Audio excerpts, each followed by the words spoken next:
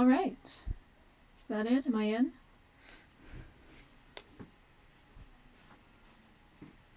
Let's see.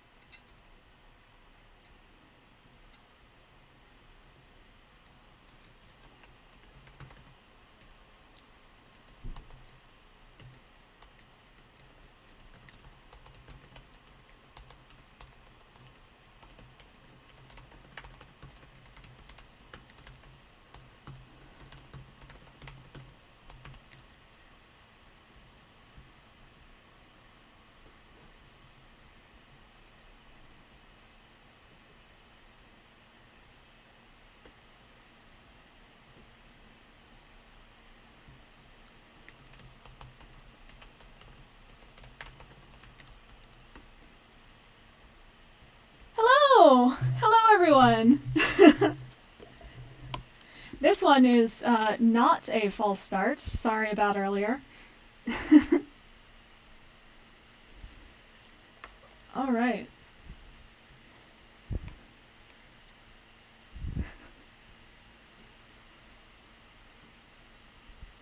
Oh no, is my mic being a problem? Oh boy. Okay, hold on.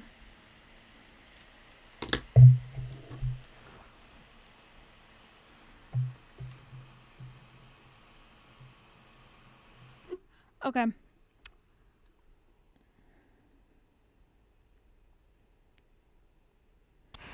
I'm just gonna try this. Is this any better?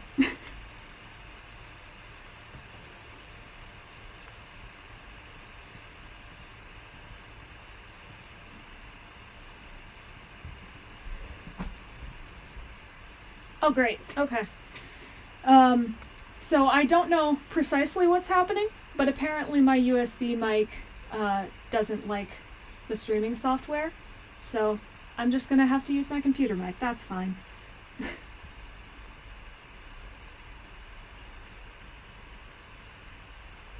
Alright, okay, mic number 3. How is this? Yes? Okay.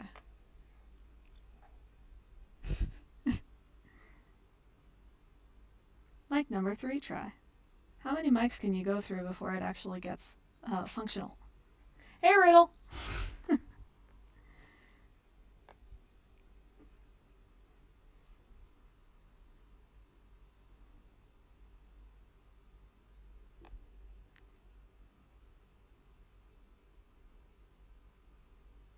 Okay.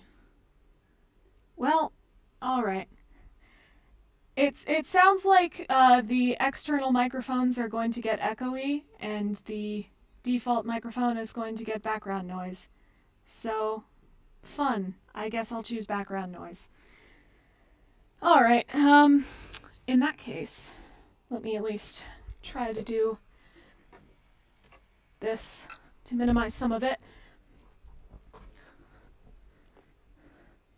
Alright. I'm gonna call that a start time. So, hello everyone. Welcome to the stream.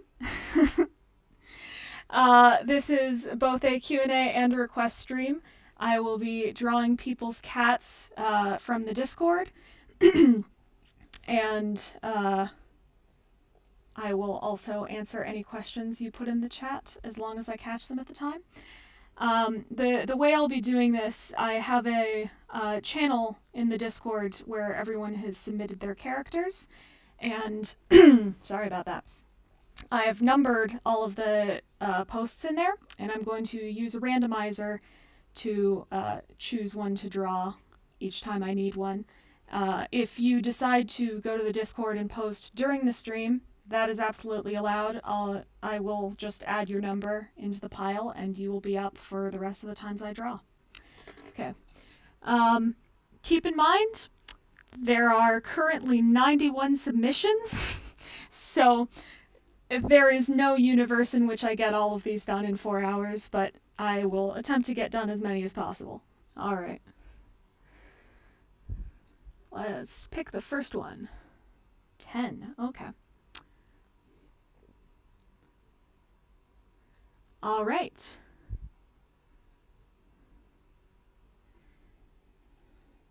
So I'm actually going to create a new canvas so I can put down the references.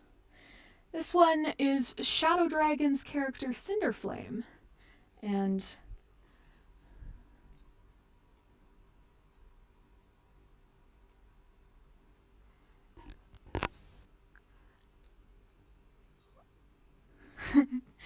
yes, I do have, oh yeah, the requests go in the event submissions channel. I do have 2 actual cats, and the cats are named Baloo and Bagheera, siblings, brother and sister. And you wanted sad or shocked. Whichever one fits an anxious mess better. Very interesting. I don't know. Sad or shocked. I'm thinking sad. I think I want to draw some tears for the heck of it. Sure. So let's pull this one over here. The audio, it sounds weird because apparently my external microphones don't like the streaming software and add this weird echo to it. So it was that or the default mic, which isn't as great and might have background noise, but it's better than having an echo. So best I can do. All right. Would I ever want to do a face reveal? Potentially one day. Kinda doubt it. But, I mean, who knows? I'm actually going to put all of these down at a lower opacity so I'll be able to use them later. Cool.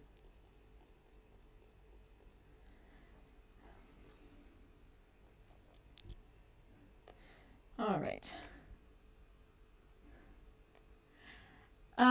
Yeah. My favorite Madoka Magica character is Sayaka Miki. And I do have IRL pets, Baloo and Bagheera, 2 cats. My favorite character in general, or favorite Warriors character? In either case, it's Hollyleaf, actually.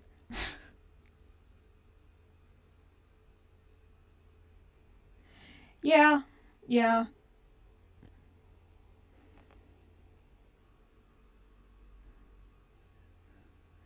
Least favorite Warriors character is easily Rock. Don't like him or anything he stands for. I would consider doing an audiobook for Paws of Stars, probably once the whole series is done, though. I'd want to be able to start it as one large project. You have a very big cheek fluff, sir.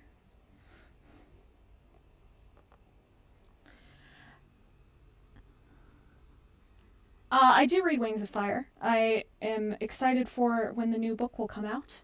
Yeah. And hello, Sats and Troubled and Moon and everyone's here. Yahoo.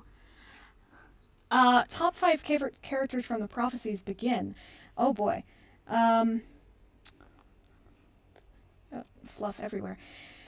Blue Star is definitely up there. Love her. Gonna have to modify this one. Probably. Oh wait, Brightheart, Thornclaw, and Longtail are in there. Never mind, they get they get the top 3, but Blue Star can be after that. And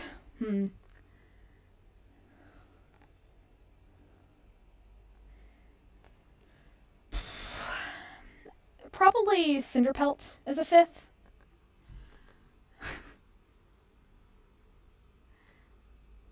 Opinion on Leafpool. I mean, she's fine. I think she has a hard life. There are certain points, like her relationship with Jayfeather in particular is not one I'm all that fond of. Do you have a little... Oh, it's a nick in your ear. That's it. Okay. How big is this nick? Relatively big. It's in the back of your ear. That's a weird place. Okay. If I were to change the new Prophecies as I did Pause of Stars, what are things I would change? Oh boy. I decided pretty early into the process that New Prophecy was not something I wanted to rewrite. Mostly because I don't have as much passion for the characters as I do with Power of Three and Omen of the Stars cast, and I don't think I would be able to keep up the motivation for 3 years. But in the event that I was to just talk about what I'd like to see changed, where does that scar go? I think having the Bramble Squirrel Ash as a love triangle of sorts is both an important part of the story and good setup for future material. I would like that, but I'd prefer that, you know, any of the characters were remotely more sympathetic, or that they were pointed out as having done bad things. One or the other, really. I'm not that picky. I just desperately want for people to not do awful things and then be praised 2 seconds later. I already made one decision for the Power of Three part, which is that Brambleclaw would not be becoming deputy after all he did. Oh my gosh. If you spend an entire book and a half presuming that you'll become deputy and ordering everyone around before you've been given the position, you in no way deserve anyone's respect. Get rid of it. And at that point in time, as I did a video on before, I would probably choose Brackenfur, because it seems like the thing that Firestar would have picked.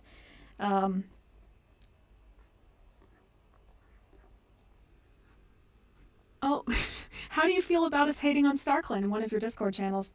I have no idea what's going on in there right now. I don't have the focus to check it at the moment. What in the world is your nose like? Okay. I think it's like a skinny one. Is that it? Looks skinny. And I don't know if your mouth is always like that, but I'm going to presume it is.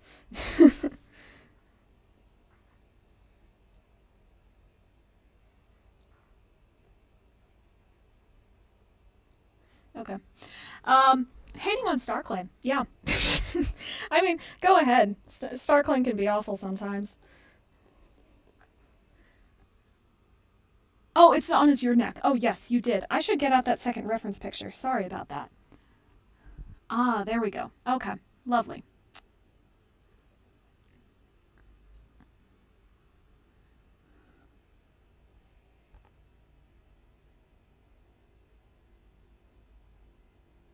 Oh, there we go.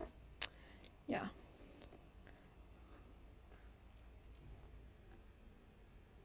This also gives me a better idea of front view. First, boops.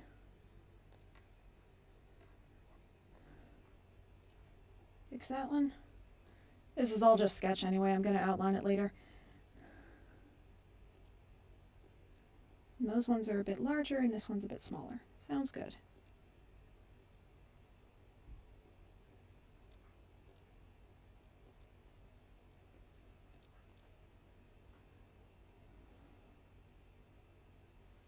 Boop. All right.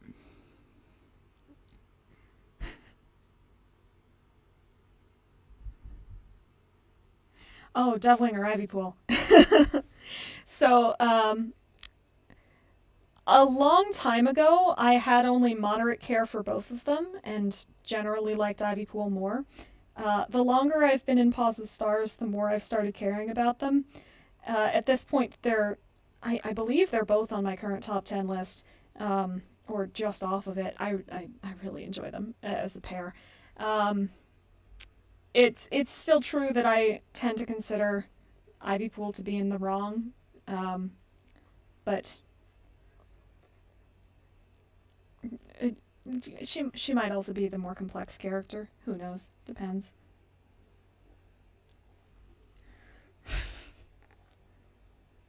Oh, what's wrong with you? Oh, you selected the wrong thing, of course.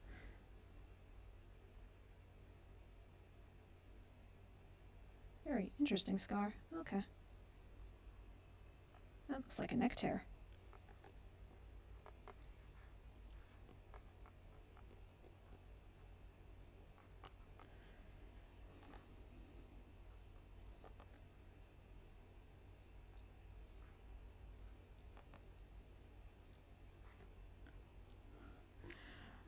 Are you part of the LGBT community? Yeah, I am. I am aro and ace, asexual and aromantic.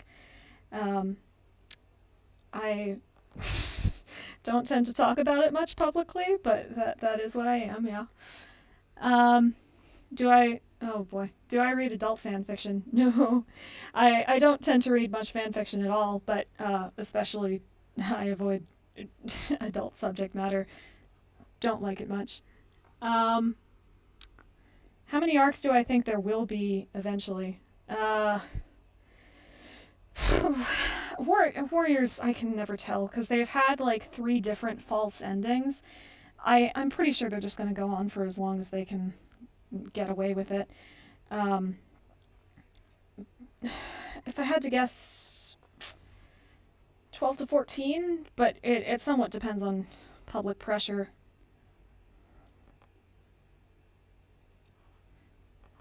Big ol' mouth. And you have little nose holes. Okay.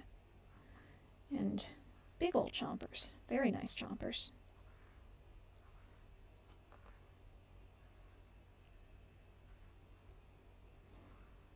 Cool.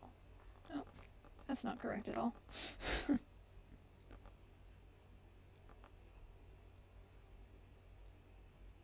Whoop, whoop, whoop. Okay.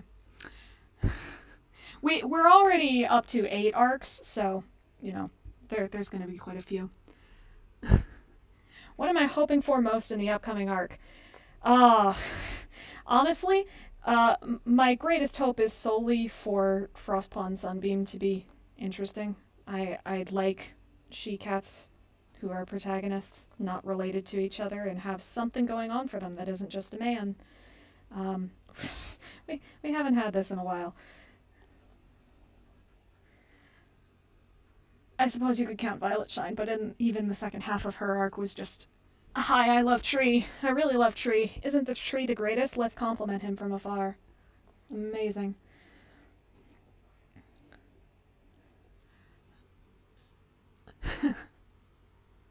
Oh, adult books. Yeah, that makes much more sense. Yes, I do read adult books. I have specifically been tasked with reading the Mistborn series. I read the first 3.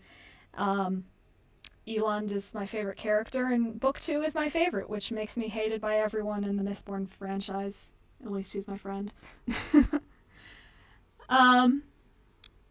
Yeah. Oh, lesbian protagonists. Absolutely.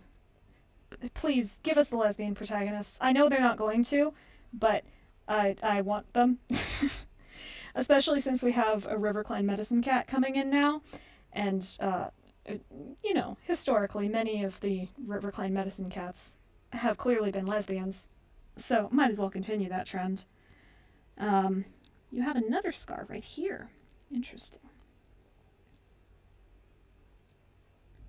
All right. Now let's see. You have a little more curve to that. Yeah. Oh, that's wrong.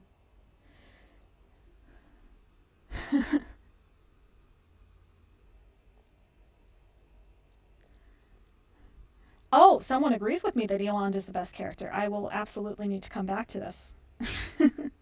This is exactly what I ever wanted. I'm just going to redraw the cheek fluffs because I drew them without knowing the first time, and it's wrong.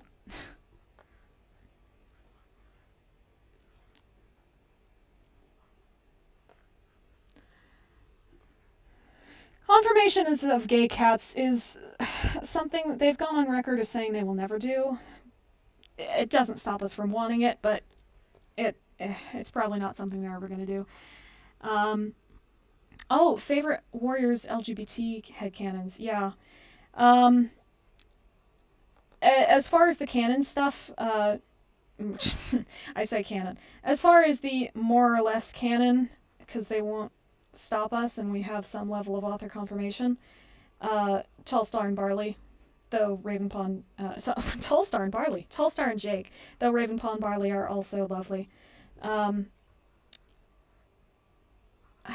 don't know. Tallstar's Revenge is just ridiculously sweet. I love them saying goodbye to each other. I love them having that journey. Self-discovery. Each gets to learn something about the other and help them grow. It's my favorite relationship in general, but when it's gay, it just makes it better.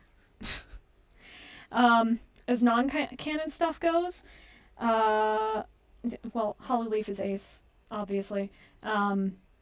You can make her a lesbian ace if you must, but she's clearly ace. Ace Aro in my book. I consider J-Feather to probably be ace 2, maybe an ace bi. I think he could be the sort of person who gets a bunch of crushes on people, but also finds the idea of a relationship very frustrating, because cats are frustrating most of the time to his poor delicate sensibilities. So he just never gets in a relationship and doesn't really need one. You know who he's not in a relationship with is Half Moon, because that would be ridiculous. Half Moon is a different person's wife. She's Javeling's wife. He doesn't get to just take someone's girlfriend because he ended up in their body. That would be silly. I am glad that at large people have agreed Hollyleaf is ace. That's correct. It's a fact of life. If I could write a cute moment between two characters that don't get a lot of screen time, what would I write about and why? Oh, boy. No. J as Demi Ace is a good idea, yeah. Demi Ace J-Feather. Totally support it. Cute moments between two characters. Oh, jeez. For the sake of anyone who hasn't read it, I'm going to avoid my first answer, which has to do with Light in the Mist. I would totally write with some of the RiverClan cast from Crooked Star's Promise, the Blackheart, Skyheart, Blackclaw, Skyheart, Sunfish, Leopard Fur, Sedgewhisker, I'm forgetting one of them. Loudbelly and Retail, yes. Have a nice little apprentice scene between all of them.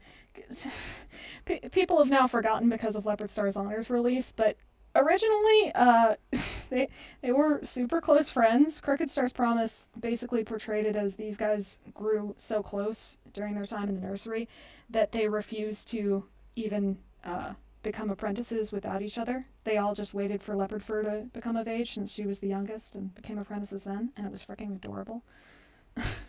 I would want to write about them. I have made excessive levels of fanon about all of them that I have never used and probably will never use because they're not anywhere near any of the stories I write. But maybe I'll make a video about them. I don't know. Sunfish X Leopard Star is correct, yes. Oh, got any AUs I'm interested in? Let's see. Okay. Believe it or not, I don't read a ton of fan fiction in general. But as far as the AUs I've heard about, there's one where Sandstorm ends up becoming leader to the clan and Rusty's like Rusty Fireheart ends up being her adorable boyfriend advisor guy, and I really like that version. Among other things because if I were Blue Star and I weren't slightly losing my mind in the first arc, I probably wouldn't have made him deputy.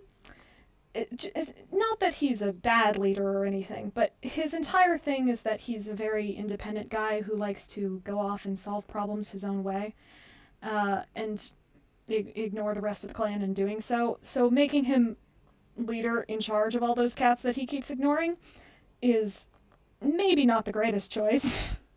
I would probably encourage him to open up and share his plans more before anyone starts getting into that. By the way, thank you for the super chat. That was a super chat answer, which I forgot was a thing until just now. Oh, Mouse Whisker and Mindletail. Obviously. Yeah. It's practically canon from the singular scene where there was any flirting. But Mouse Whisker's never gotten a mate since then. He's clearly still out for her. No, I don't want to do the copy and flip. Oh, Warrior Cat's map. Favorite Warrior Cat's map. Okay, at this point, it probably has to be 5 Giants, just because a couple years back, I ended up learning the song they use in that, Masterpiece Theater, and singing it as my audition song for an a cappella group, which I am now a part of and has become a great source of joy in my life. So, in a way, I have that map to thank for one of my current friend groups, and I'm very happy about that. But also, Poor George, Everything Moves. The recent This Is Halloween map was absolutely gorgeous, breathtaking. Warriors is has a remarkable community. And I've rarely seen a map that I wasn't enthralled by, especially not being an animator myself at all.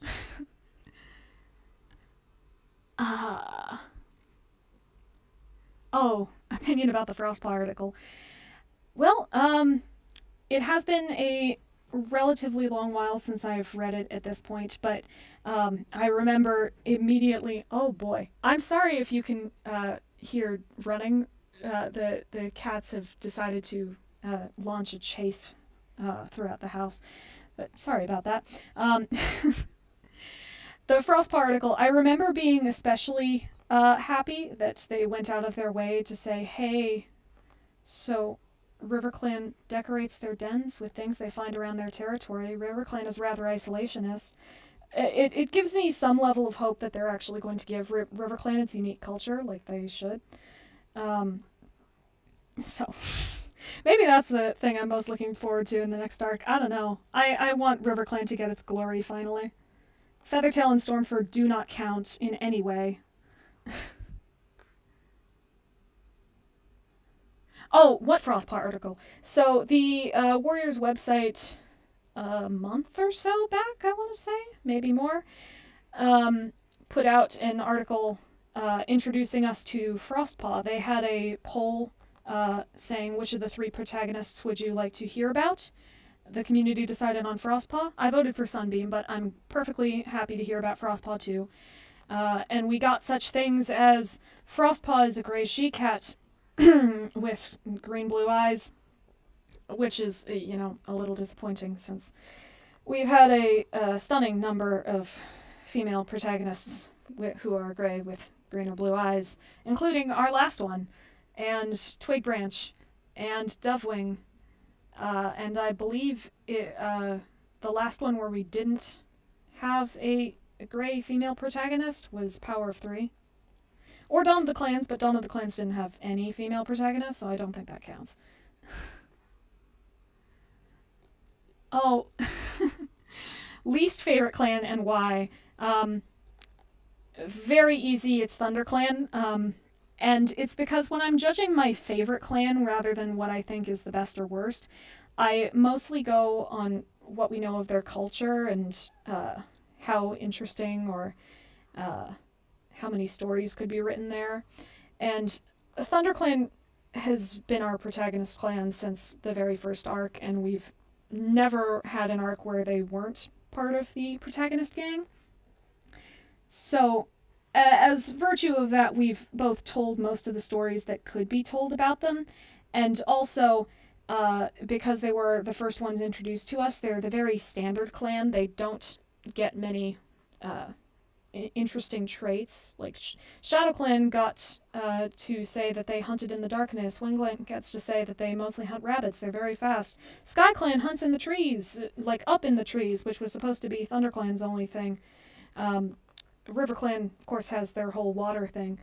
And then there's ThunderClan. ThunderClan's just there, and they can do it all, I guess.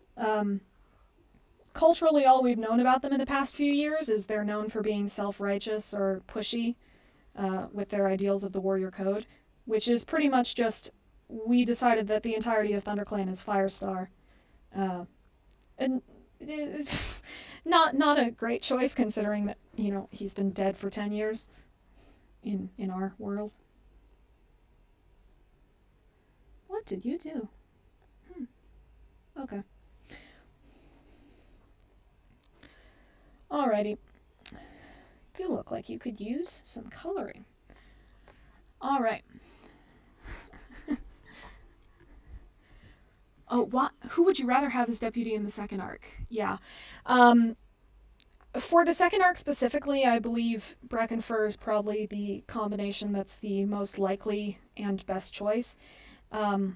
If Longtail hadn't been blinded between arcs 1 and 2, and later revealed to be in Firestar's quest, I probably would have chosen him, but his best time to be deputy would have been the end of the first arc. I think Moon just made a video about him, and I totally agree. I forgot your little bump over here. I've really wished that Sandstorm or Longtail be made the deputy at the end of the first arc for a while, but Greystrape, sure.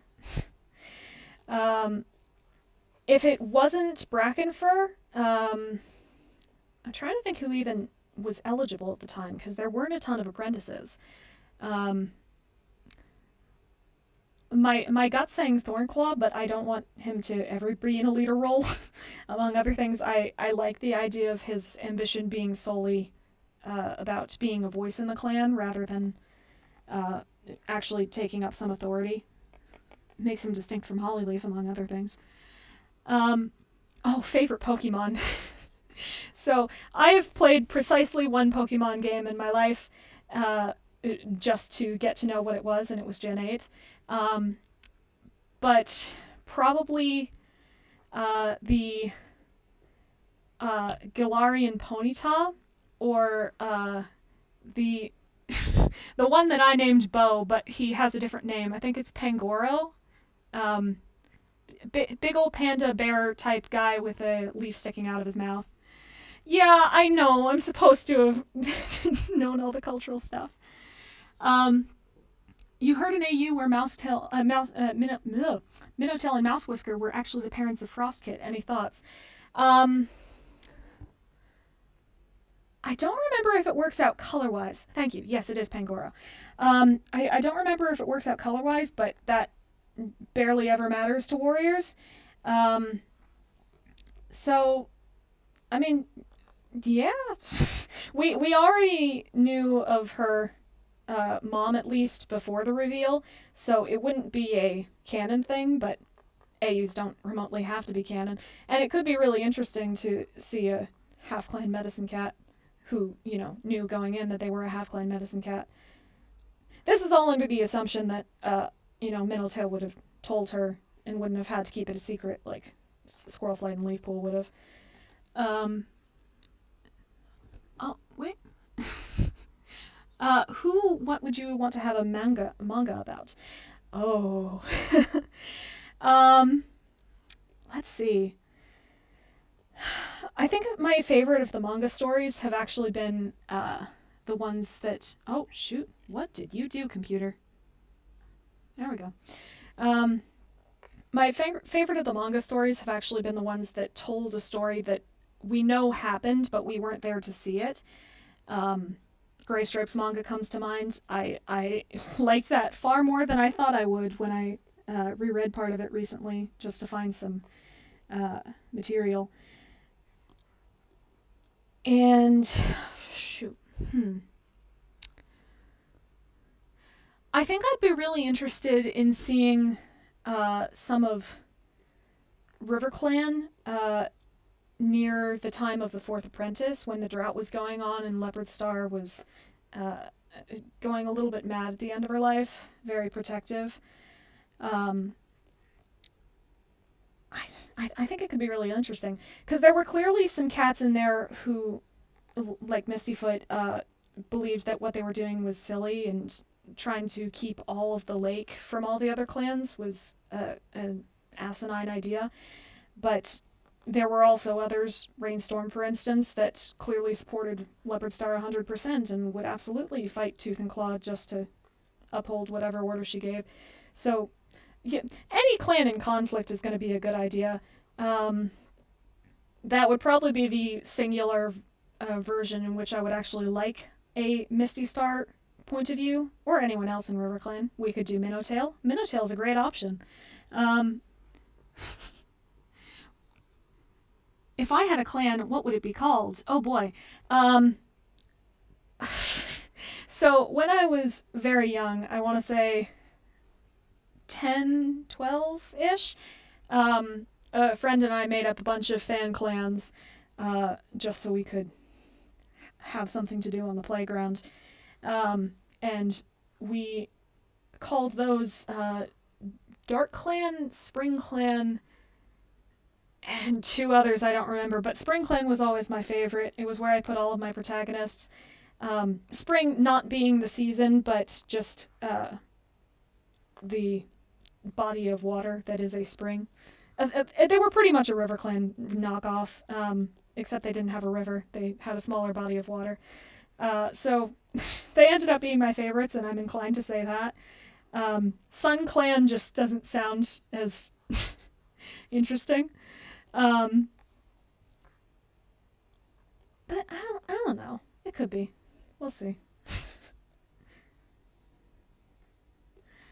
Have I ever played Five Nights at Freddy's before? I have not. I am an absolute coward and could not handle a horror game. But I've seen it becoming really popular again recently, and I'm sure you all have a good reason. Oh, let's see. If I could choose, who would I pick as Squirrelflight's mate? Oh, gosh. Oh, boy. Squirrelflight does not have a ton of good options.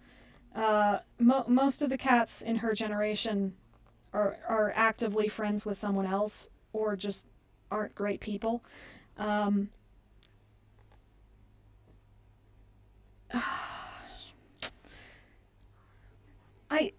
My inclination is to say Whitewing, but no, that doesn't make sense, because she's clearly a Birchfall person and she's friends with Spiderleg and Thornclaw. To be fair though, Squirrelflight was too for a brief time. Yeah, Whitewing's her best option. If we were choosing nowadays when she has more to go on, Daisy is a popular option, which may or may not be weird. We don't really know how old Daisy is, but they've both had fairly disappointing love lives, and they could probably stand to have each other. Oh, yes. Very interesting. Oh shoot, computer, stop. Okay. First of all, before I get to that one, because I'm going to save that one, opinion on Skywatcher. Well, he's fine, I guess. He serves his purpose, but he's not especially interesting. I suppose if we had some sort of supplemental material about what it was like for him growing up on the stories of the clans, but entirely alone and without them, that could be interesting. He theoretically has a nice backstory. We've just never gotten to see any of it. You ignored me completely. There we go.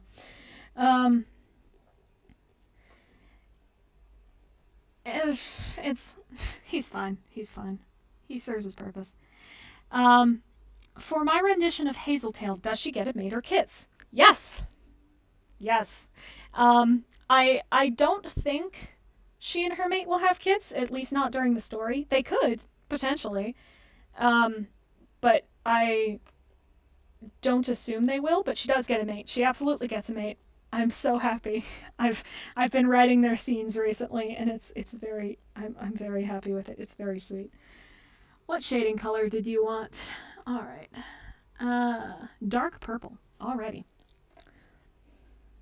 And let me do just a quick once over to see if I forgot anything. Looks good. All right. So merge all of you. Dark purple. Have I heard of Warrior Cats Ultimate Edition? Yes, I tried playing it several months ago once.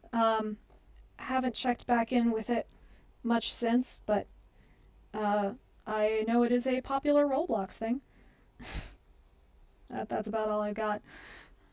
I did my best at making Sunnyfall in there, and with some finagling it worked. Thoughts on Bramblebutt? Will he ever get killed off? I'm sure he will eventually. Probably not soon. Certainly not as soon as I'd like. The thing is, they just spent an entire arc working to bring him back and promoting how great he is. They're not going to kill him off now. It's not going to happen. As much as we'd like it. I'd really like them to get rid of him soon. Aside from just not liking Bramblestar. We've been with Bramblestar for, 10, 12 years now? It's just getting boring. Oh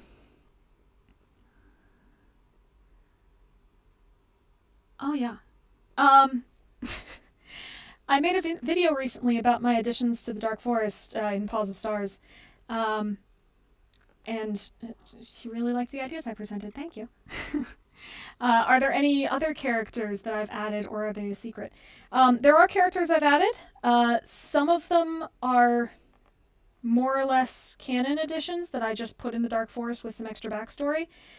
Some of them are flat out original characters because I was running out of people to stuff in there. I don't think they're secrets for now, but I'm considering doing another video on that because people liked it way more than I thought they would. Yeah, I might.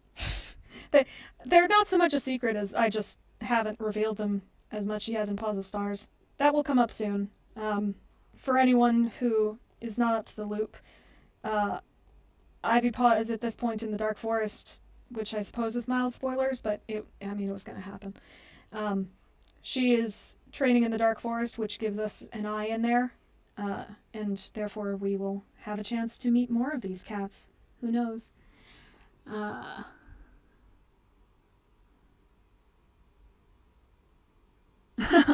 Yeah, someone said that they're an admin on Warrior Cat's Ultimate Guide, and I've ignored the craziness.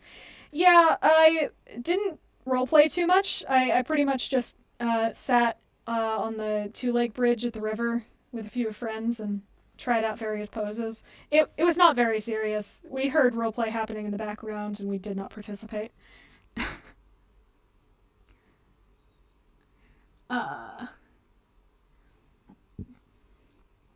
Oh, did I give names to background characters that were mentioned with no name or even story? Yes, I did. A couple of them. Ebony Star's one of them.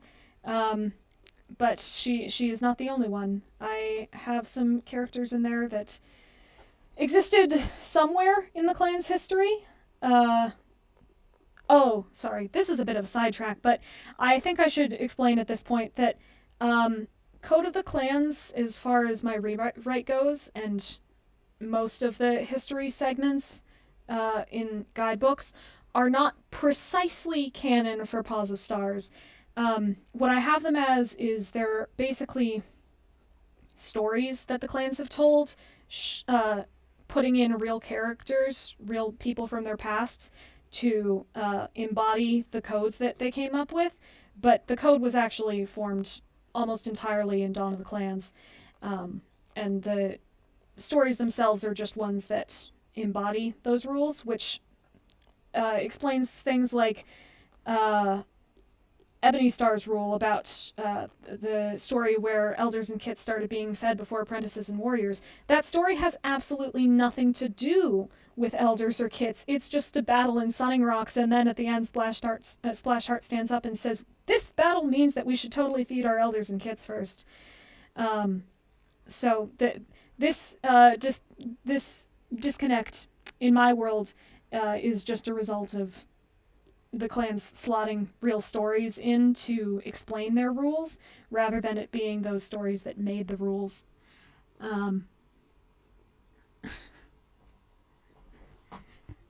Process of designing Sunnyfall and how I picked the name.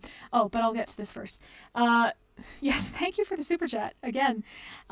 If I was a head writer of Warriors and had the authority over the following arc, the Starless Clan, would I alienate most of ThunderClan? Heck yes, get the heck out of there. We've been with them forever, and the other clans need some attention. I would probably first get some focus into RiverClan and WindClan, since they've had significantly less protagonist appeal at all. Crowfeather's about the closest we got in WindClan, but even he never got a point of view. Get out of ThunderClan. We don't need to see them anymore. And maybe, if we were out of ThunderClan, they'd be willing to let a few more of them die. But process of designing Sunnyfall. So a lot of it at the beginning actually came down to looking back at some of my past designs for RP characters. I had done a little bit... Oh, I need to close this off or it's not gonna... Yeah, there we go.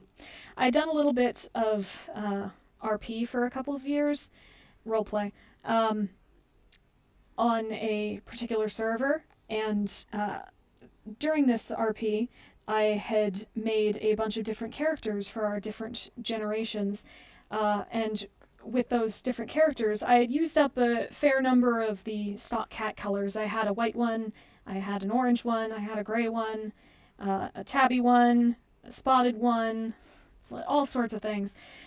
So I wanted my self-sona, is that the term, to be distinctly different from anything that I had done before, so that I could, tell them apart.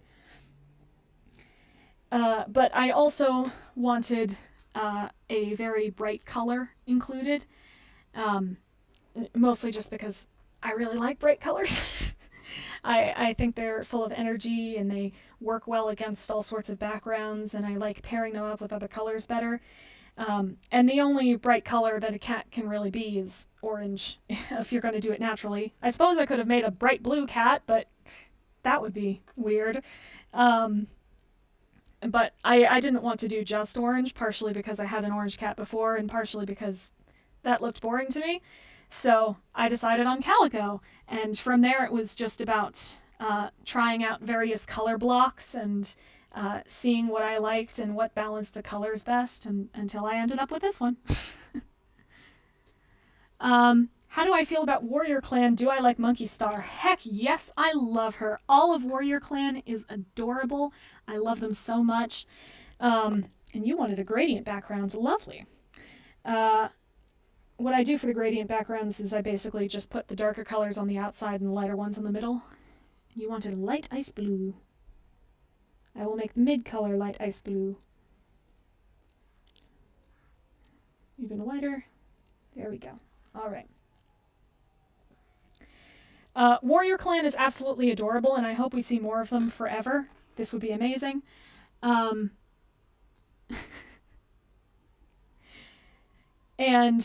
yeah, I want to wish them the best. They're beautiful. I love them all. And we should totally see more of them. Do I like the newer arcs better or the old ones?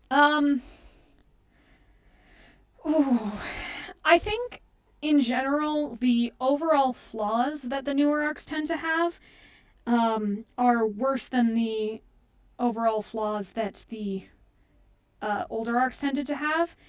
But some of the newer arcs have still been my favorite, and the middle arcs, which were Power of 3, Omen of the Stars, I'm counting, are my favorites overall, despite, kind of being bad. So, I don't know. Probably the older arcs, overall. that is one cat done.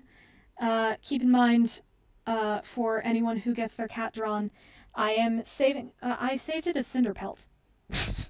Whoops. Okay. I'll redo that one. I am saving them to my computer, but I'm going to send them all to you after the live stream finishes. So don't worry, you will be getting your image. It's just going to take a minute. Rename you. You're not Cinderpelt. You're Cinderflame. Lovely. All right. And I will pick a new cat before I start any more. We've gotten 7 since, so I will add all of these to the drawing. Whoop-de-doo. How old was I when I started reading Warrior Cats? 8 or 9 years old, I want to say. It was in early 3rd grade. I know. Favorite first art character? Thornclaw or Brightheart, if they count. Even though I like them better where they are by the 3rd arc. They were first art cats originally. If that doesn't count, I also just love Blue Star and Cinderpelt, of course. Amazingly enough, although I respect her and I enjoy her position in the story, Sandstorm has never been a favorite character of mine. It's nice to have more she-cats in there, but I think she could have really done with some more screen time outside of Rising Storm to show off who she was or how she was developing. All right.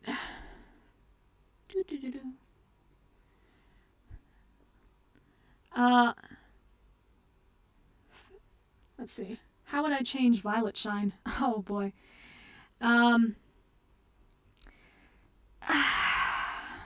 In a way, I consider her a doomed character from the start. She's just built on the idea of being a pain to everyone around her. I don't know. Item 1 is I would absolutely not proceed at all without giving her some sort of agency in her life. If I had to make her part of Darktail's kin, I would make her actually choose that life herself and maybe even be the one to bring Needletail into it. But switching her perspective over to Needletail would solve an awful lot of her problems, because Needletail's the one making most of the choices. Yeah. Violet Shine is clearly just the window into ShadowClan and Needletail without a point of view of her own, so giving her an actual story would be nice. Alright, we now have 98, scratch that, 99. So I will pick the next one now. Boop-a-doo. Oh, there we go. 60. Alright, which one's 60? Ah, interesting. Okay. Olive, he, him, Razzles character here. Very cute. I'm going to have an interesting time with the bandana. Alright. And you wanted the happy pose. Alrighty.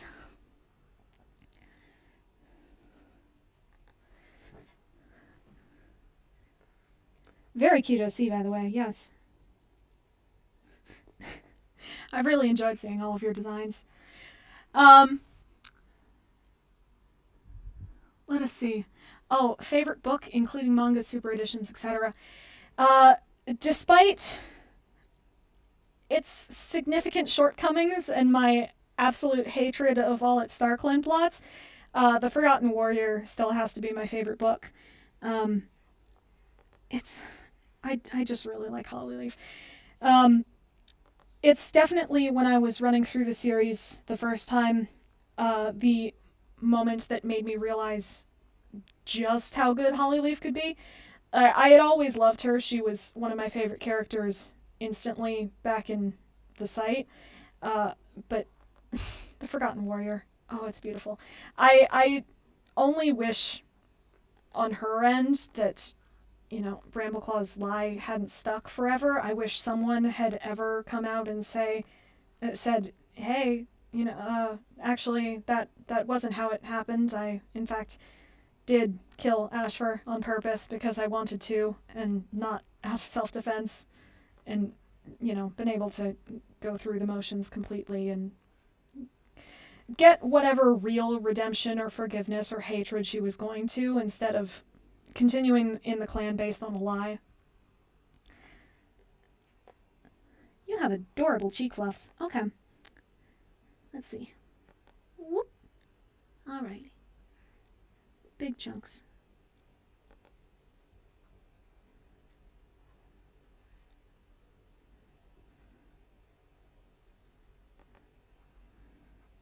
You have a narrower face, so I'm going to cut it off there. And then start drawing the bandana. Oh boy. Do I think the writers handle the topic of handicap or disability well? No. In general. I was actually working on the script for the site's trip through time recently. And it's definitely where the problems with disabilities start to show themselves. I'm actually going to draw this on a separate layer so I can do this little neck thing he has going on.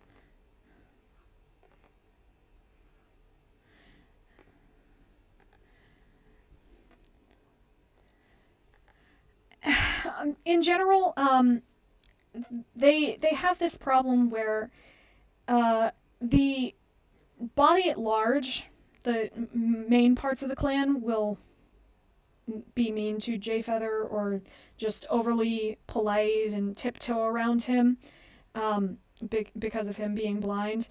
And that part, I think, is actually fine, because all three of our protagonists keep saying, no, that's silly. He's just as capable as me. He could send the foxes halfway across the territory. He's doing fine. And that part of the story is done well. But there's a problematic intermingling going on, because a bunch of the story for Jayfeather in the site has to do with accepting his destiny as a medicine cat, which is often put together unnecessarily with his inability to be a warrior, supposedly, because of his blindness. Which, first of all, I don't think that's a good connection to make. I don't think that you being blind should be related to whether or not you can be a warrior. And I think if they were going to go that route, they should have at least shown at some point that they were in fact wrong, and Jayfeather totally could have been a warrior if he wanted. But by tying the whole destiny thing to his blindness, you've made it an automatically negative thing. You've ruined the whole storyline, essentially. So even if destiny is something that he's supposed to do because he's one of the three and he has this magic power and all that, and even if, as I believe he does, he ended up liking being a medicine cat and having a lot of intense passion for it and the patients that he was able to help, it's still always going to be tied to his disability now, and you're never going to be able to escape that, which prevents you from telling some of the really interesting stories that could have been done with that plotline. I wish it wasn't done like that. I really wish it wasn't. Alright, oh, I think Brightheart was done well, but Cinderpelt really wasn't. Yeah, so my opinions of Brightheart and Cinderpelt's versions of this problem, they don't have Jayfeather's thing. They didn't have lives tied to destiny. Cinderpelt got to spend a while in the Medicine Cat and just decided to help out Yellowfang because it was something to do. And she ended up really liking it, and when Yellowfang asked if she wanted to be a medicine cat, she said, yeah, sure. And she was really happy with that decision. So I don't think that one was badly done, necessarily. Keep in mind that I don't have a physical disability myself, and people can, of course, have as many opinions as they'd like on this. But I don't personally have a problem with Cinderpelt specifically. Brightheart, I kinda do, despite the fact that she stayed as a warrior. And it's because all of the story about Brightheart in the latter half is told through the perspective of Cloudtail, and all of the progress that she gets to make in learning about new fighting techniques is told as if it's Cloudtail's success, and Firestar's so happy about Cloudtail having stayed with her by her side, and it's so great that Cloudtail's such a good mate. Which, you know what? Fine, it is, but this is supposed to be Brightheart's story. It's her problem. She's working through it. She's found a way to resolve her issues and stay a warrior anyway. It's her triumph. It should be told through her. And Brightheart has a bad track record later because she gets, Jay Feather is an apprentice, and Jay Feather doesn't like her because it's the closest thing Firestar could have chosen to another blind cat training him, and he doesn't like that future.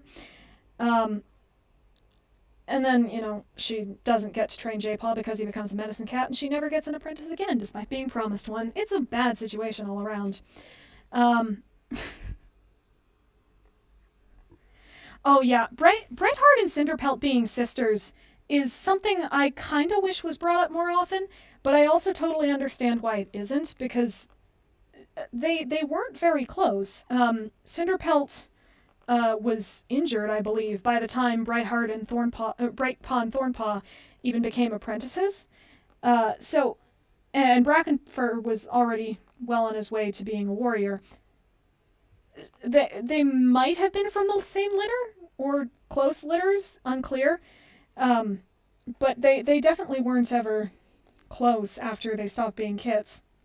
So I'm not all that surprised that they don't get to interact as much, but I still wish they did. I wish most family members in Warriors got to interact at all. It seems like, at best, and this is not a guarantee in the recent arcs, all you're going to get is a relationship with your parents and maybe your sibling, if you're lucky, and especially if you have some sort of grievance against them. Rootspring and Tree come to mind. Tigerheart and Shadowsight. Tigerheart Star, I should say. Can I draw Ravenpaw? I have drawn Ravenpaw. I just haven't put him in a video yet somehow, but I do have him drawn. Yeah. Oh, sorry. A fourth one. Brightheart. No, not Brightheart. Briarlight. Oh boy. Briarlight is probably the worst offender on this end because she never got to have a second position at all. There were already 2 medicine cats in the den, and Brightheart helped out in the den sometimes, and Leafpool was back, and Cinderheart was having her whole I'm actually Cinderpelt thing, so ThunderClan had an awful lot of medicine cats, and her being the caretaker of the den didn't amount to much of anything. And then, mostly out of what the latest arcs have been doing with their deaths, Briarlight's death just didn't have that much power, that much force behind it. In my opinion, I didn't get as much emotion out of it as I probably should have, considering how much I love Briarlight. I wish that, I don't know what I would have done with Briarlight's death. I wish she had done something before that point. I wish she had had a satisfactory life that she would regret leaving behind. I wish that they didn't immediately make her lose her disability and say, wow, isn't it great that she's not disabled anymore when she was in Starclan? That would be nice. It's just not fantastic. Briarlight ended up dying because she was sick. She got a chest cold, just like the previous cat with paralysis did, the one Little Cloud told Jay Feather about when she was just starting to get used to her injury. She ended up dying in exactly the same way that Jay Feather tried and finally managed to prevent, which, while being realistic, isn't exactly very nice as far as it speaks to Jay Feather's skill level. This bandana is very not correct. I'm gonna fix this bandana.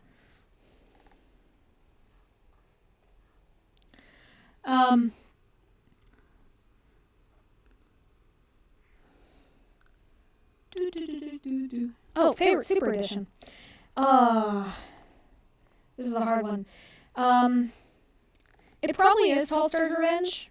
It's just such a sweet story. But Crooked Star's Promise, despite my reservations with it, is also pretty high up there because, much like Power Through Your Own and the Stars, I just really love its cast. They're special to me. They've become more special to me recently, especially since Leopard Star's Honor butchered them all. But Crooked Star's Honest, Crooked Star's Promise was just very sweet. It had a lovely clan culture. RiverClan felt very real and vibrant, and all of the characters, even the background ones, felt important to the story, and felt like a deep presence in their clans that everyone knew about. It's very nice. I'm going to fix this up, because you should be further down if you're going to do that.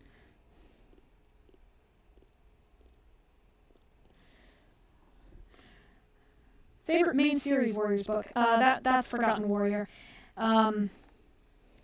What absolutely no one has or will ever ask me is what's my favorite guidebook, to which the answer is Secrets of the Clans. I enjoy all of the guidebooks, probably more than I should, considering they're pretty much never acknowledged as part of the canon. But I love it so much. Just having a bunch of lore all in one place and filling out the cultures. It's like the series Bible that they probably should have had, but then never did.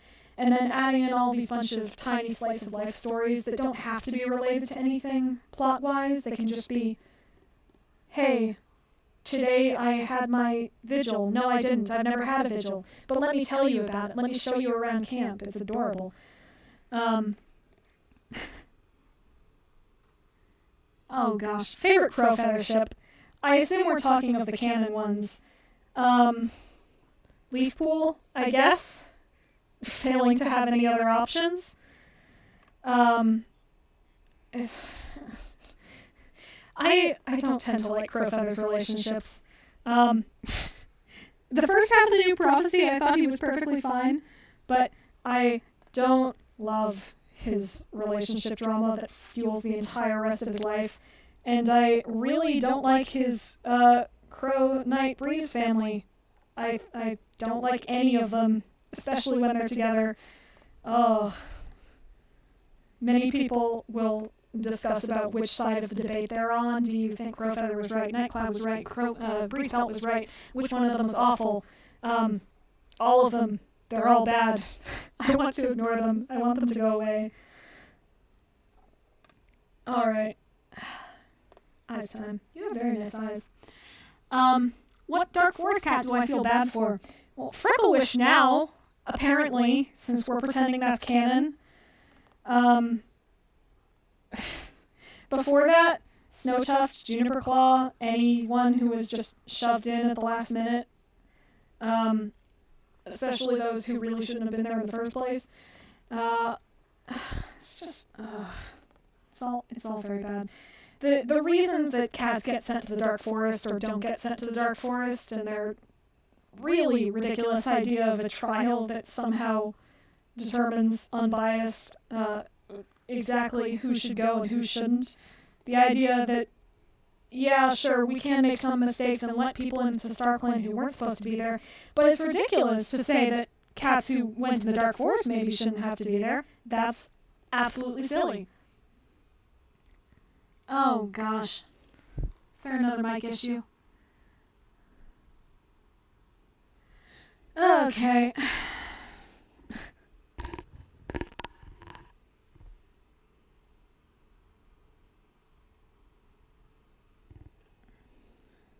I'm having absolutely awful mic troubles today. What is your problem?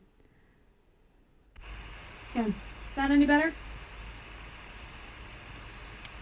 Alright.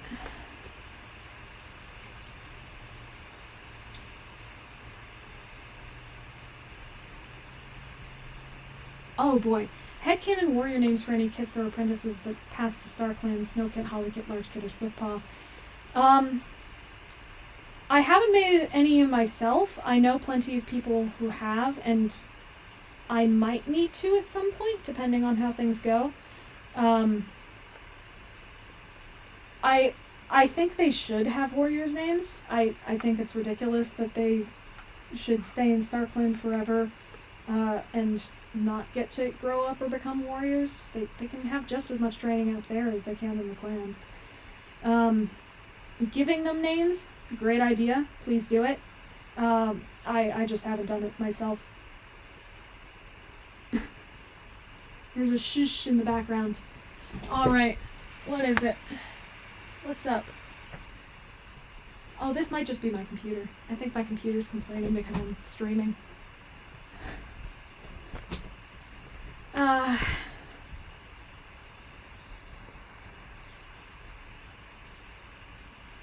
Swift Strike or Swift Breeze both sound good. Yeah, absolutely.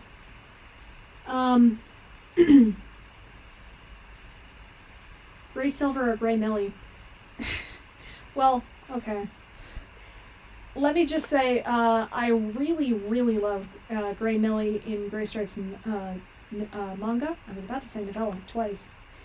I absolutely love it.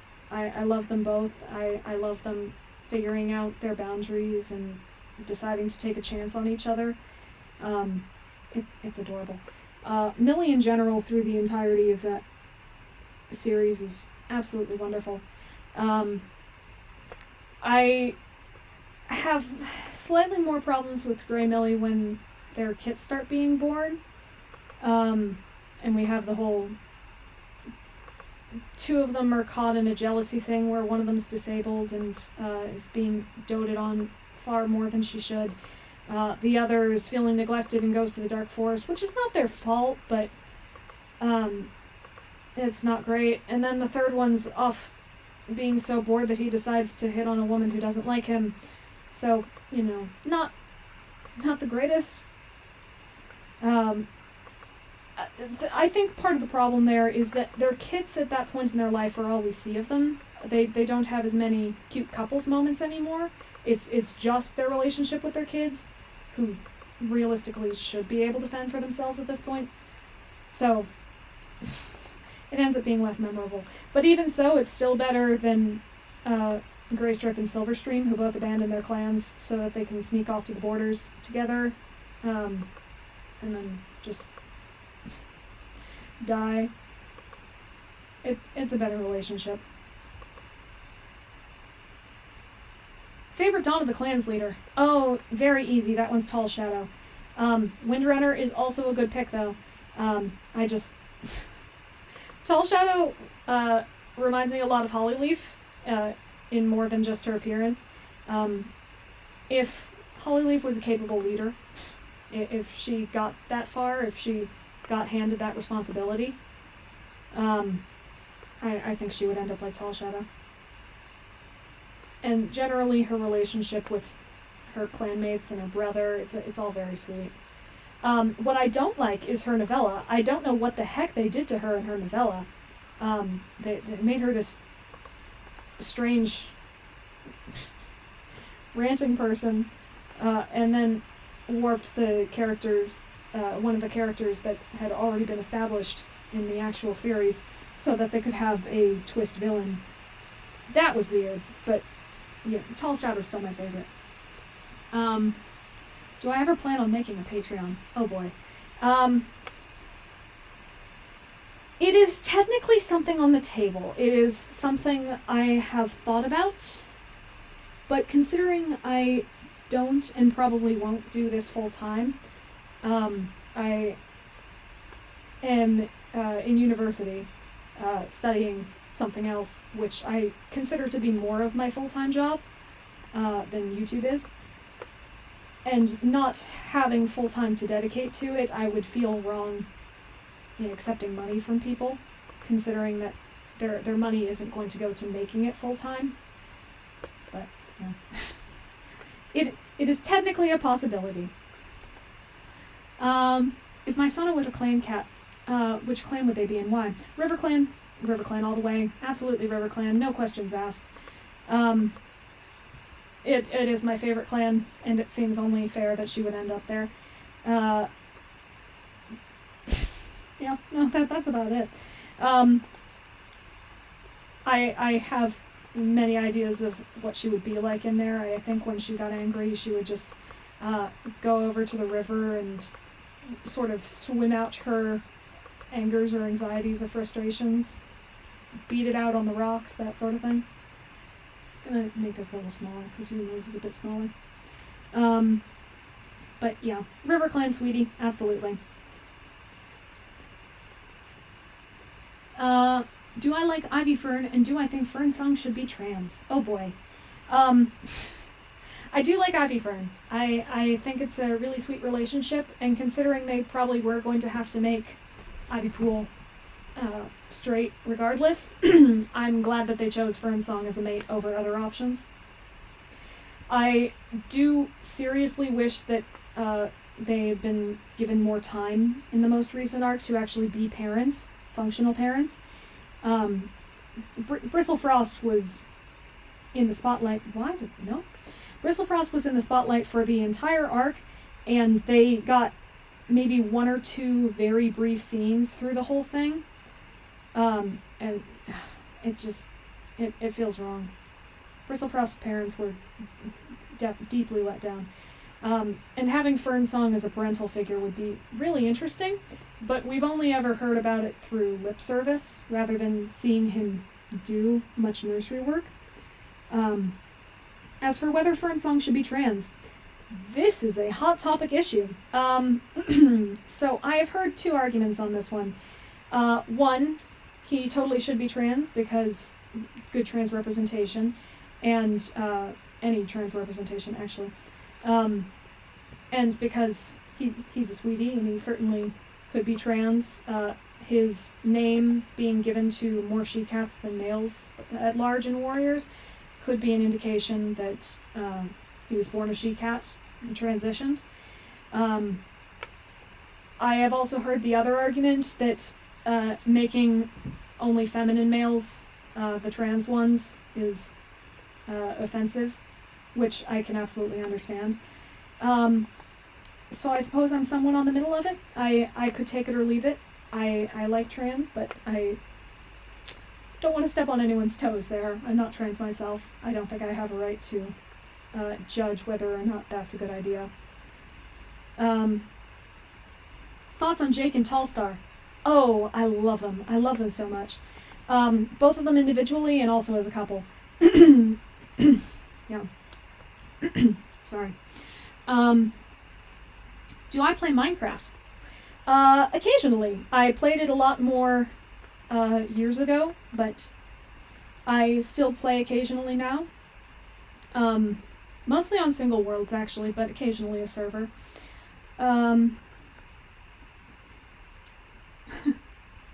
Trans Firestar. I want that too. I mean, yeah, sure. He's a kitty pet. He could have been doing anything over there. Plus, he already had multiple name changes. It's very easy to fit it in. And he already has an outsider storyline. Yeah, absolutely.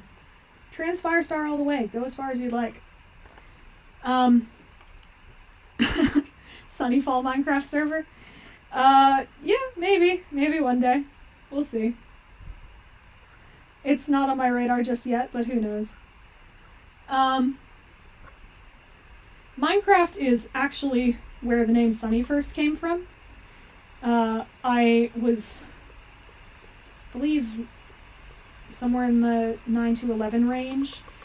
Minecraft was first coming to my family's attention, and I had to pick a name for it.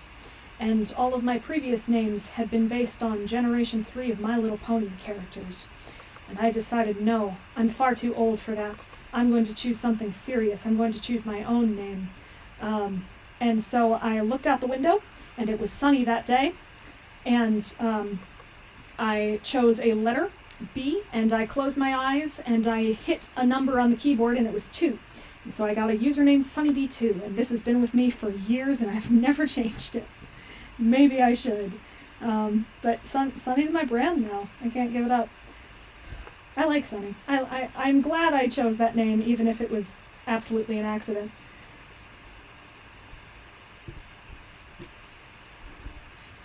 let's see.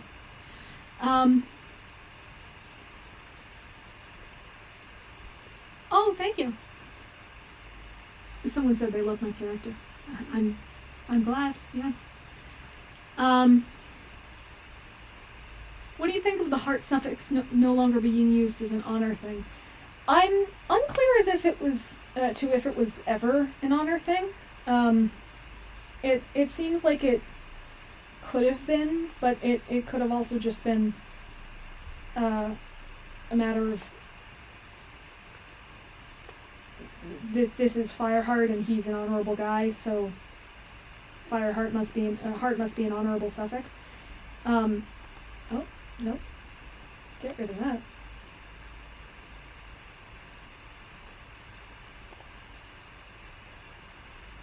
Ah, yeah, that would be helpful. An outline for the end of the bandana. Sometimes coloring reminds you of things that probably should have been obvious to you a while ago. Anyway. Boop, boop, doop. Okay. Now I can erase all of this. Have I ever read Wings of Fire? If so, who's my favorite character? Yes, I have. And my favorite character is probably Snowfall at this point. She used to be tied with Sunny, but she's pulled ahead by a smidge. Sunny is still wonderful, though. I absolutely love her. Definitely favorite character in the first arc. But Snowfall's book made me cry.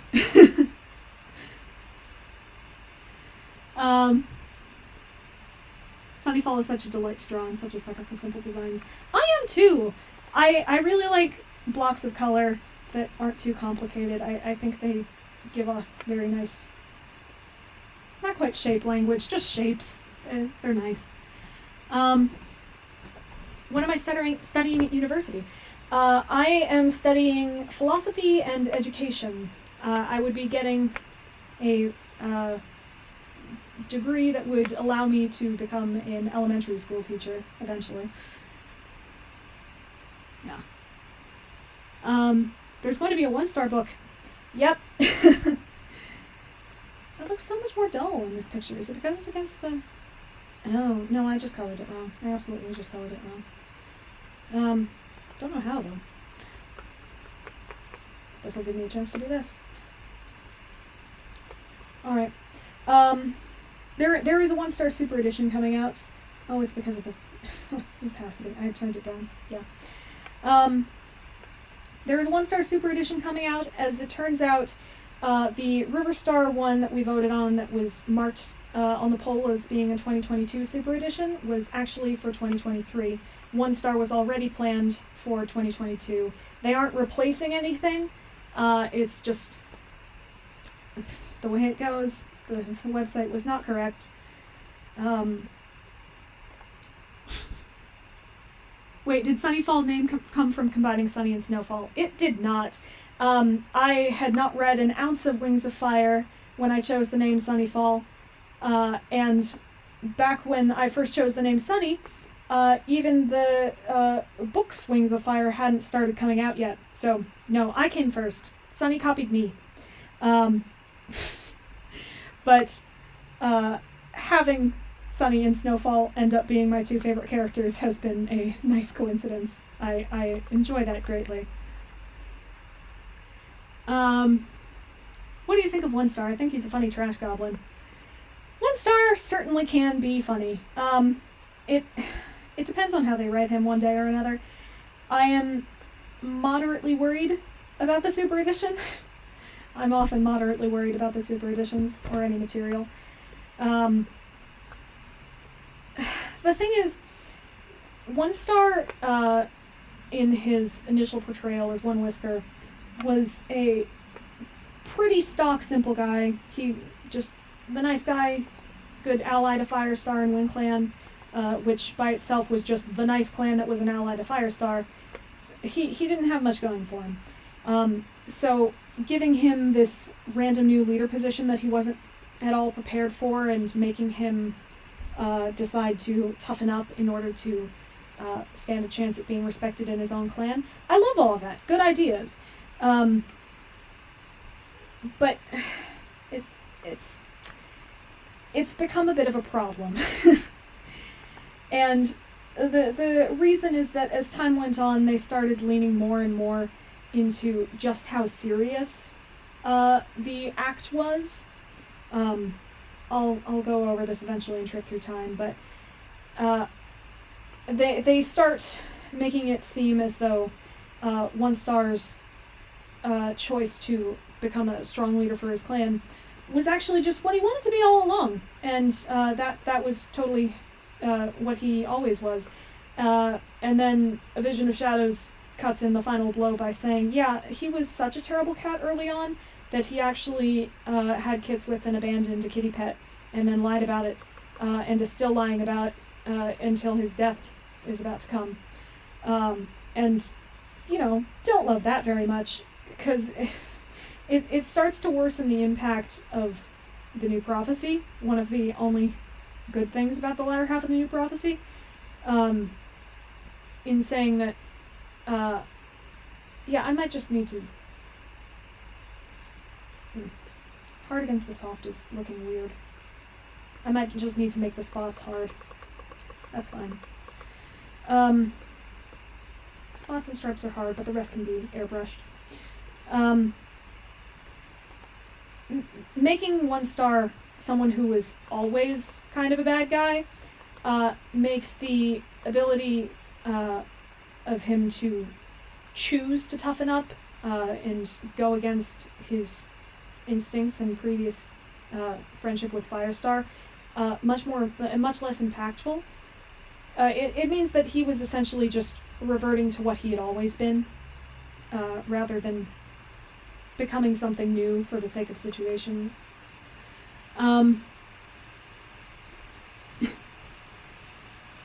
Oh, someone's asked me to check memes. Okay. I will go and check memes.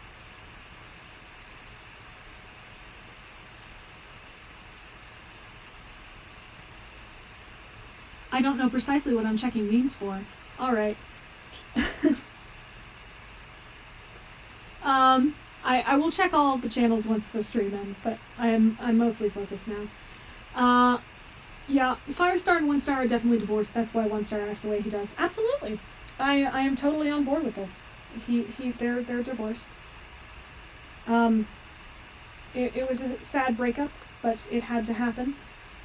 Situations became complicated.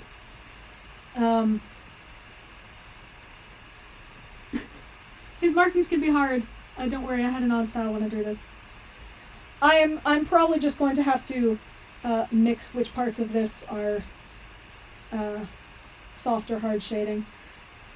Because the soft spots in particular were just looking weird in my style. But I will do my best. Alright, thoughts on Duffling's eye color. Oh boy. They're green. That's the correct answer. At this point in time, anyway. Warriors has difficulty with keeping any part of their appearances consistent. Rootspring, by the way, if we want to launch another eye color debate, changed a great number of times in the last arc, across different books, and I believe even within some books. 3 eyes, 1 blue, 1 green, 1 yellow. I'm actually going to get back to this in a second because I had a thought the other day, but I got another super chat. Oh my. You're not required to do this, but they love my writing. They were planning on doing something like Pause of Stars with arcs 1 and 4 with the premise of no prophecies. Any advice with planning? A lot of this is going to come down, fair warning, to my own style and what I prefer to do in the writing department. But as far as I'm concerned, I really liked being able to plan out everything from the start. I have not only the chapter outlines for every book in the arc to tell me what will happen at every stage of the story and give me easy access to see where foreshadowing can go, but also things like a list of the mentors and apprentices and mates and kits that will ever exist. It makes it easier to track and simpler to... Oh boy. Layer settings. it's simpler to write into the story when I know what's coming. Generally speaking, plan, write down anything you do, but also don't be beholden to a script. If something isn't working or you'd like to add in some extra character moments, feel free. It's never going to detract from your story. What I really like to do is make my first write pretty stream of consciousness. Fill out the blanks of whatever I had for the chapter outline for that chapter, but add in any particular moments or transitional scenes or cute background things as I want. And then when I'm going back later for the chapter edit, I can simplify things, cut out any unnecessary dialogue or things that are making it too long. Although, fair warning about Devlin's eye color, because I wanted to get back to this earlier. There is a thing that has been done a few times in the artist community. I don't remember where it originated, but there's the thing where Devling's eyes are normally green, but when she's using her superpower, they turn blue. And from an animation standpoint or an artistic standpoint, I really like having that way to distinguish when she's using her power and visualize something that would have otherwise been possible only through reading. But on a practical level, I don't think that's what's happening, because she went, 7 moons of her life without anyone noticing that she could hear things far away. And if her eyes were changing color every 5 minutes, I doubt that would happen. On a practical level, I doubt that's what was happening in the story. But you could totally write a way out of it, or just show it as an author, not an author, as a visual aid for the audience, but not have it actually happening in the story, and that would work fine. Would I make my own Catsino fiction one day? Maybe. I tend to work significantly better when I'm under an amalgam of prompt. When I have some sort of restriction or guideline to fulfill. Oh, is that what it is? I copied the eye color for the bandana earlier. That's why. But, if I've gotten enough experience by the time I finish Paws of Stars, I might consider it. I think it could be fun. I'd probably take a little bit of a break, though, because this will be like 3 years of consistent writing. According to the Warriors Wiki, Jay Feather is 8 years old, Squirrelflight is 10, and Bramble Clark Caw is 11. Yeah. Well, the ages of cats are a little nebulous. Jay Feather in particular, and his siblings, it's entirely unclear when they were even born. In the site, it said that it's Leaf Bear at that point, and they're just going through the snow as they work up to their apprentice ceremonies. But then later, in Leafpool's Wish and Sunset, they reference how it was Leaf Bear when Leafpool and Squirrelflight were walking through the snow and waiting for them to come back. So, unless they have exceedingly long leaf bears of, Silent Thaw level proportions, it's probably just a mistake. That's probably not true, and only one of those was actually Leaf Bear. Let's see, what shade and color did you want? Oh. I will add these, though, because I accidentally scrolled down and I don't want to miss them. Entry number 100. Woo!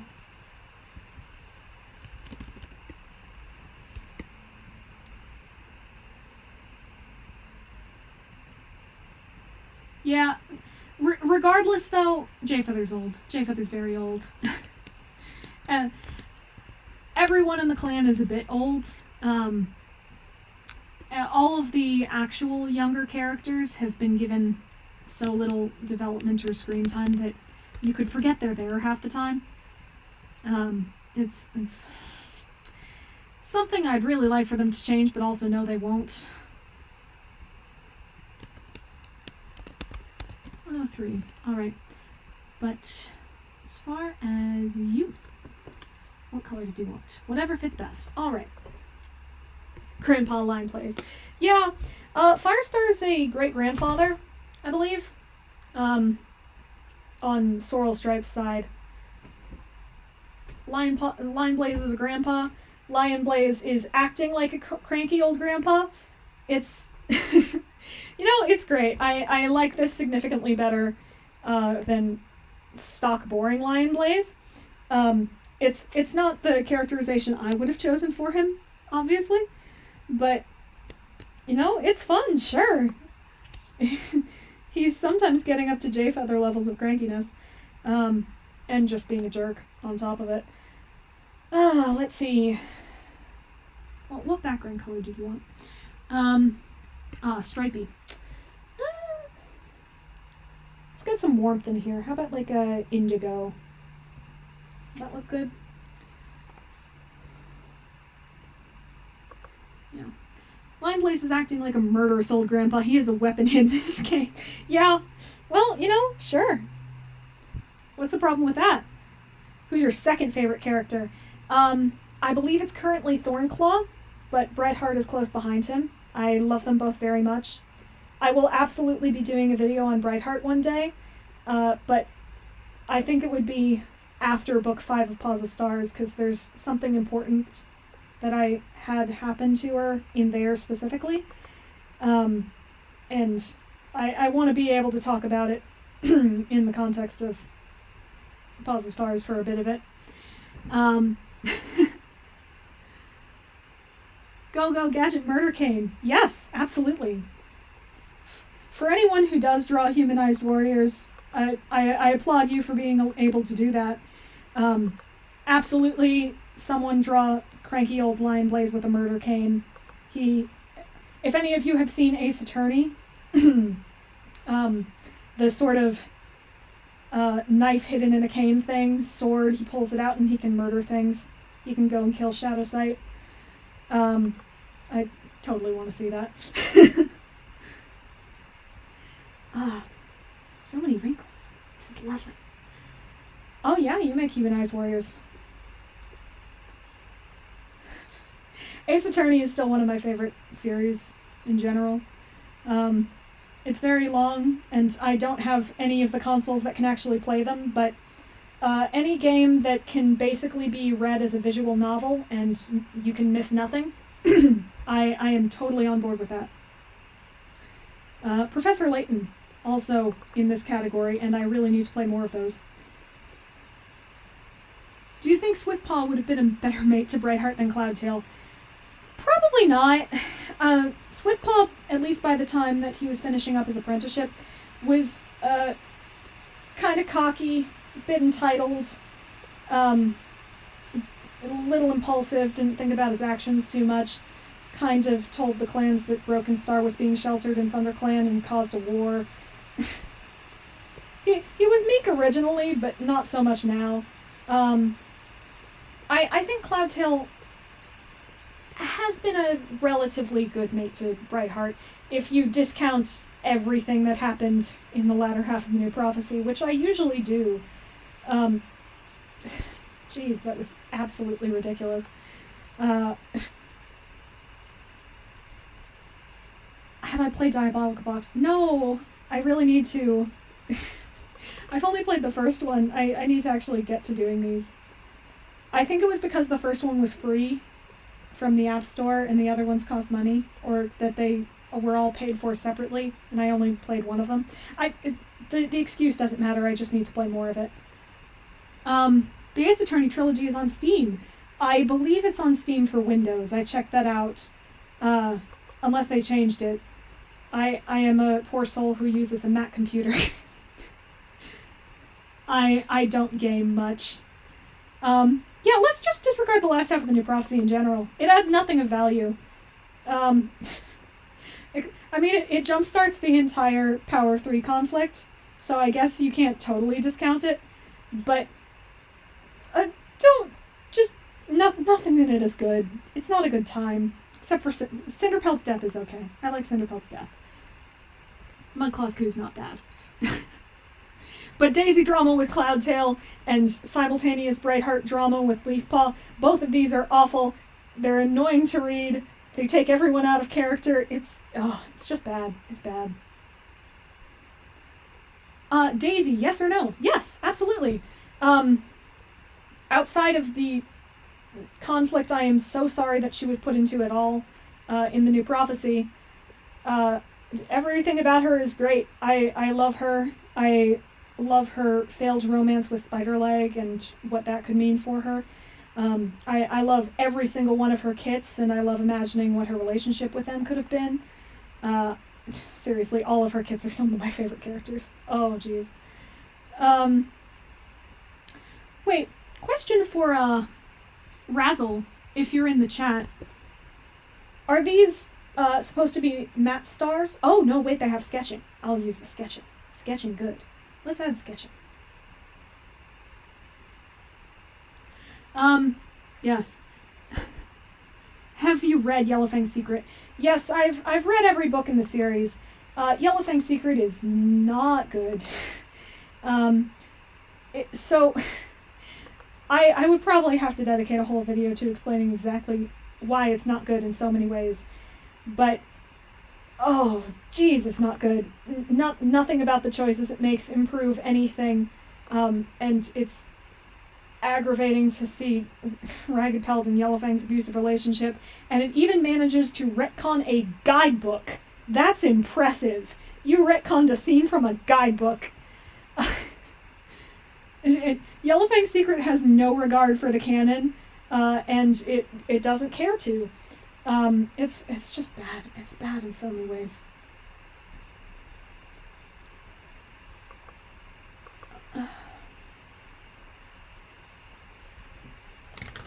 Embroidered on, lovely. What do you think about furries? Depends on the definition of the word. Are we furries? Are all of us here who enjoy cat books furries? I like furries then. Xenofiction's great. Are you only a furry if you roleplayed as a cat in middle school on the playground? I'm still a furry. That sounds fine. Opinions on the fursuit kind? Yeah, sure. Do what you like. Absolutely. No on the adult stuff. No on adult stuff in general. Yeah. Silverflame is perfectly fine. Silverflame is an okay grandma. She's satisfactory. It's not enough to redeem the book. Let's see. You wanted stripy background. Any particular color? If Razzle is in the chat.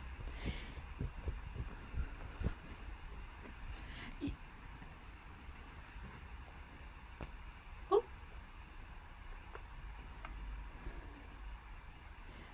Opinion on Mothflight. Oh boy. She's fine. It's been a while since I read her Super Edition. Yeah, this is Razzle's OC Olive. He's adorable. I have to agree. And you wanted the stripies. How did I do the stripies? Let's go see. So it was like a 3-2 thing. Okay. I'm gonna give you like a chartreuse work. A little lighter. That works.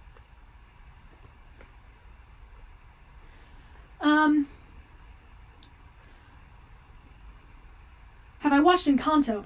Oh, yes. Do I think Dolores' gift is similar to Dovewing's power? Yeah, actually. At least a piece of it. It doesn't have the be able to scent and hear things a million miles away, but I mean that was expected. Oop. That's too far. And 3 at the bottom, 3 at the top. Cool. Favorite song in Encanto? Surface Pressure. Easy. Very, very easy. Luisa is probably one of my favorite characters in all of fiction at this point. Mirabelle might still rank top for me, but they're both very, very good.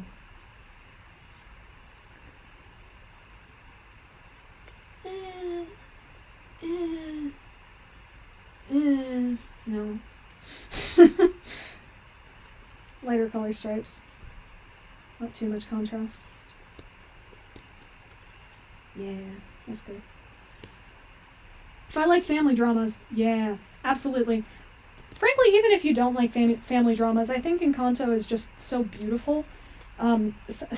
There's this song in the beginning where the main character shows us around town and introduces the members of her family, and they have so much dancing in it and so many waves of her beautiful, intricate skirt. It's very clear to me that the animators were showing off, but I'm perfectly fine with this. I am happy to be shown off to in this way, because that was just beautiful.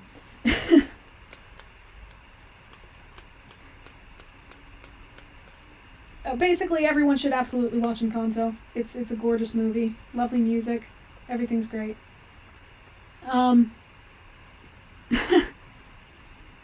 Seems like I gained 110 subs from the stream. I don't know. I think I gained the subs before the stream, but it has taken me a remarkably long time to get here, considering that it's been less than a week.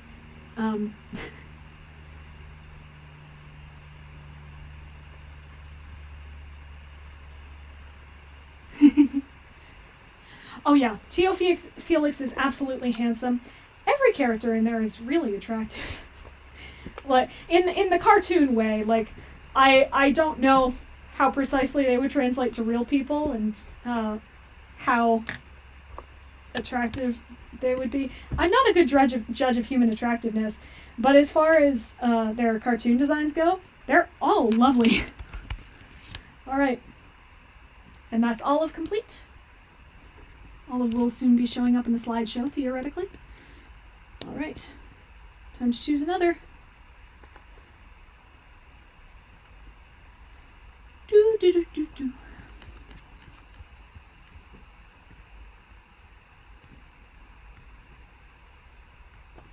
Oh, wait. Did you not actually? Okay. Let's, try this one again.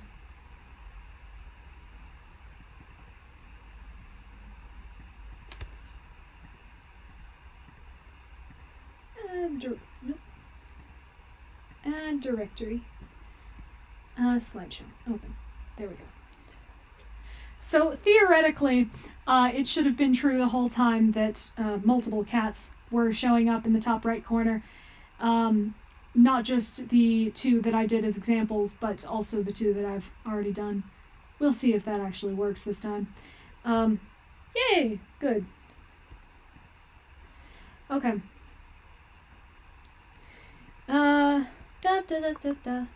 Oh, but I did put the wrong version in there. Okay, that's fine. No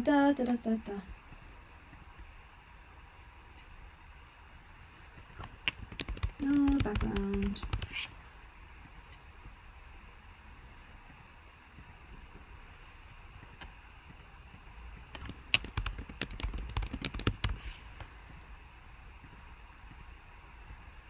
All right. Feels like every time I look back at this channel, more submissions have been added. Okay. Whoop-a-doo.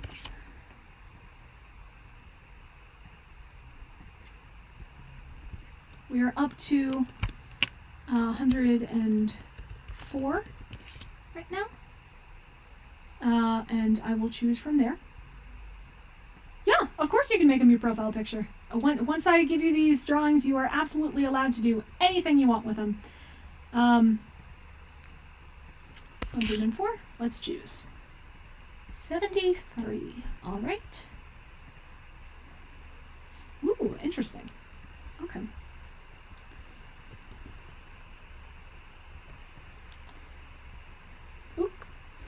So this is Arachne's cat, Thornwind. Yeah. Oh, for someone who asked earlier, the two cats that are not submissions in the circulation are Hazeltail and Fawnskip or Fawnstar. Fawnskip being one of my Dark Forest cats in Paws of Stars. Oh yeah, no, absolutely use your drawings as profile pictures or show them to people. Do whatever you like. You will own them. Thoughts on Spiderleg? Oh, sorry. This one's important first. Do I have plans to cover the novellas and or super editions in my trip through time? Yes. I will in fact be covering every type of material in the trip through time. They want the done pose, which is a fun one. Which means even the guidebooks and parts of mangas that are coming up in the near future, I will be covering those as well. It is entirely a record of everything that has happened in the series, and the guidebooks, the mangas, and the super editions and novellas are all things that have happened in the series, and some of them are very important to our cultural perception of these books. So, yeah, I would feel absolutely weird if I skipped them, especially since I truly want to go over Secrets of the Clans. It's my baby.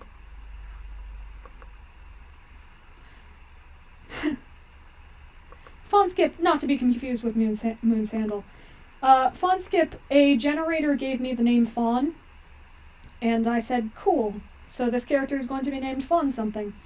And I was trying to think of a nice suffix, and I thought, Skip. Skip sounds nice. Fawnskip sounds like a lovely name. And the reason is because it was familiar to me as it was Moon's handle already. But oops. This just happens sometimes. A very weird tuft. Okay. How far down your face does that go? To your nose or so? Not that far out from your head, though. Okay. She's changing her name to Fawnskip in the Discord and role-playing actively from now on. That's great. Absolutely. You are welcome to do that.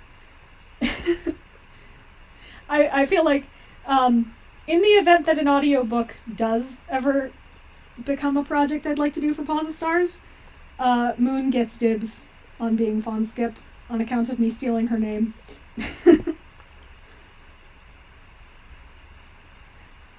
Favorite pizza toppings. Oh boy.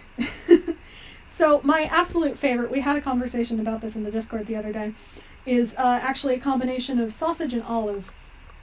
But mushrooms and onions I like for their flavor, but I don't particularly like how invisible they get when they're cooked and then just showing up out of nowhere and being a totally different texture is off-putting. So onion powder, red pepper flakes, pepperoni is alright, especially with mushroom, tends to tone it down. Cheese is also very good. Cheese is a good option regardless. It's a very long tuft. All pizza is good pizza.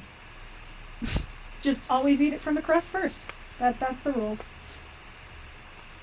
Marinara or white sauce, this is the deal breaker. Oh, you're not going to be happy with me. So, my mother is allergic to tomato, which means that I grew up not eating a ton of tomato products, and that when we would get pizza, roughly half the time, if the place didn't use a decomposed, we'll say, enough tomato sauce, I would end up using a white sauce or pesto instead. This has been heavily criticized by pizza lovers everywhere. Hey, excuse me. I did not bring the pizza thing up. I'm just asking questions here. I'm answering the questions that show up in chat. It's not my fault if people want to know.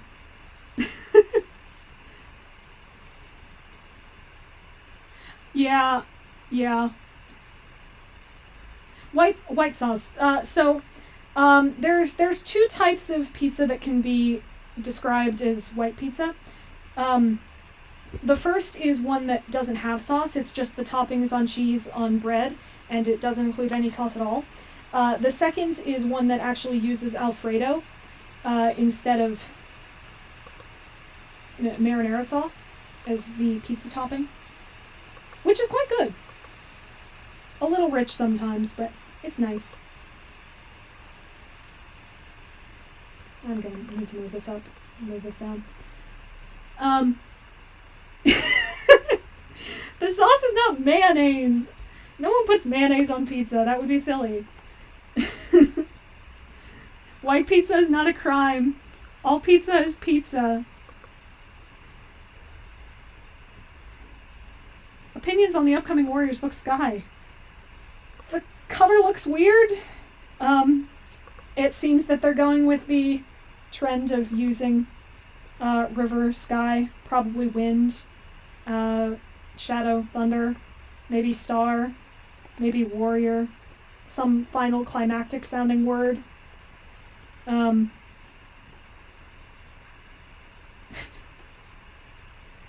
Oh my gosh. Okay, but hold on.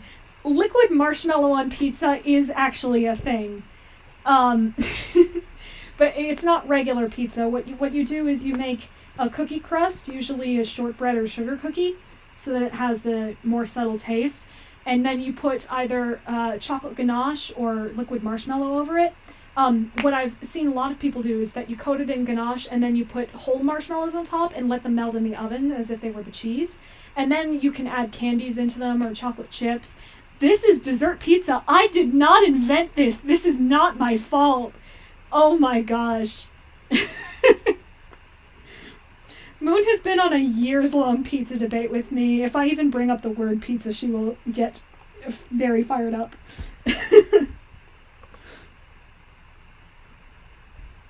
Oh, I love breadsticks. Breadsticks are lovely. They're essentially just garlic bread, except lighter and more holdable. It's wonderful. Everyone should eat them. I found out literally a week ago that people dip those in marinara sauce and eat them that way. I had absolutely no idea. Sure, you do you. I think they're fine on their own. Garlic is just a good flavor. Dessert pizza's fine. I will warn you, for anyone who decides to make this, it is very rich. And if you're making it actually pizza-sized, you're probably going to share it with like 40 people, or you will get a stomachache.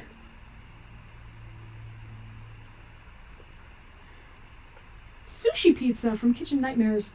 I haven't watched Kitchen Nightmares, but sushi pizza is a thing outside of it. It's alright. I tend to think sushi is better in its default state, but...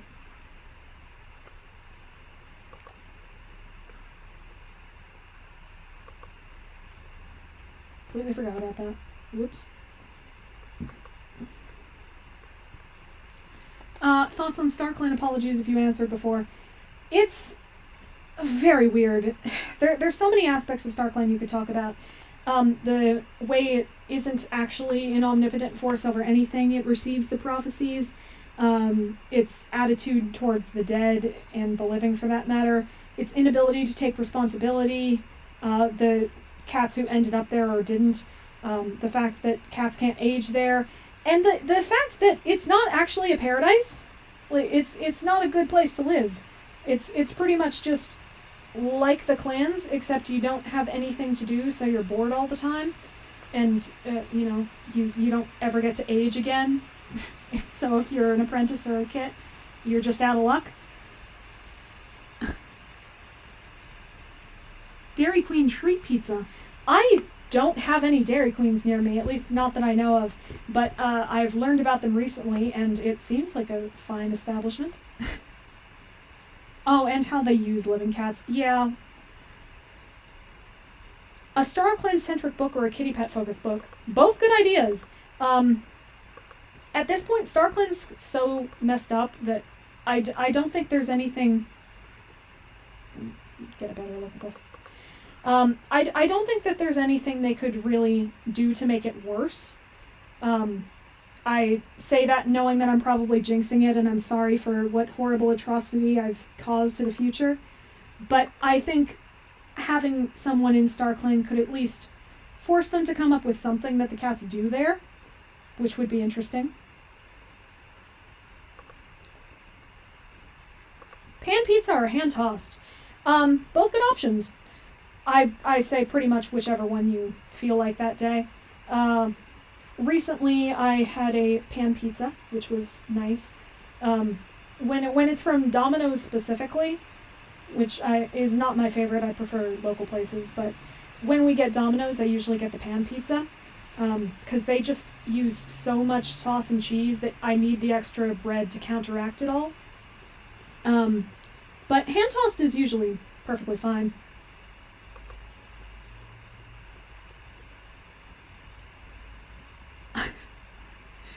Yeah, I know. I'm going to be held responsible for the worst events of Warriors. It's going to end up awful, and I apologize preemptively. I apologize immediately. Opinions of Firestar possessing a 20-year-old and fighting. Yeah, that was really weird. Really, really weird. I don't know where they got this idea that possessing was suddenly okay as long as Firestar was doing it. It was funny. If you look back on it and don't care, it can be funny. But having the entire plot of the arc being Ashfur possessing Bramblestar's body and this being an awful thing, and us really needing to get him back, but then the conclusion involves, don't worry, Root Spring, I'm gonna hop into your body and kill Darkstripe now. This is all fine. You like Firestar's bloodlust. Of course you do.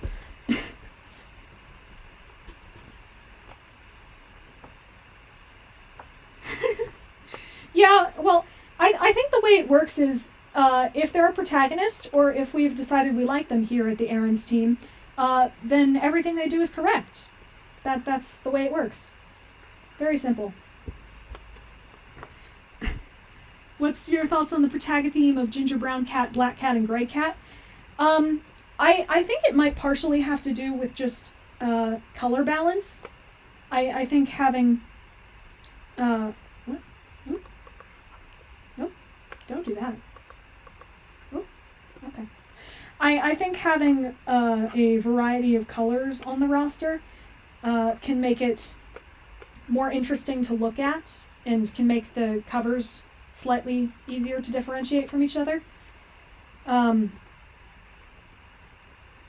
They could stand to change it up. Personally, my favorite of the color combos was in Power of 3, where there wasn't any brown at all. It was a yellow, a gray, and a black, and it felt like a much cooler, not cool as in interesting, but cool as in literally cool toned colors cast. It was sweet. It was very nice.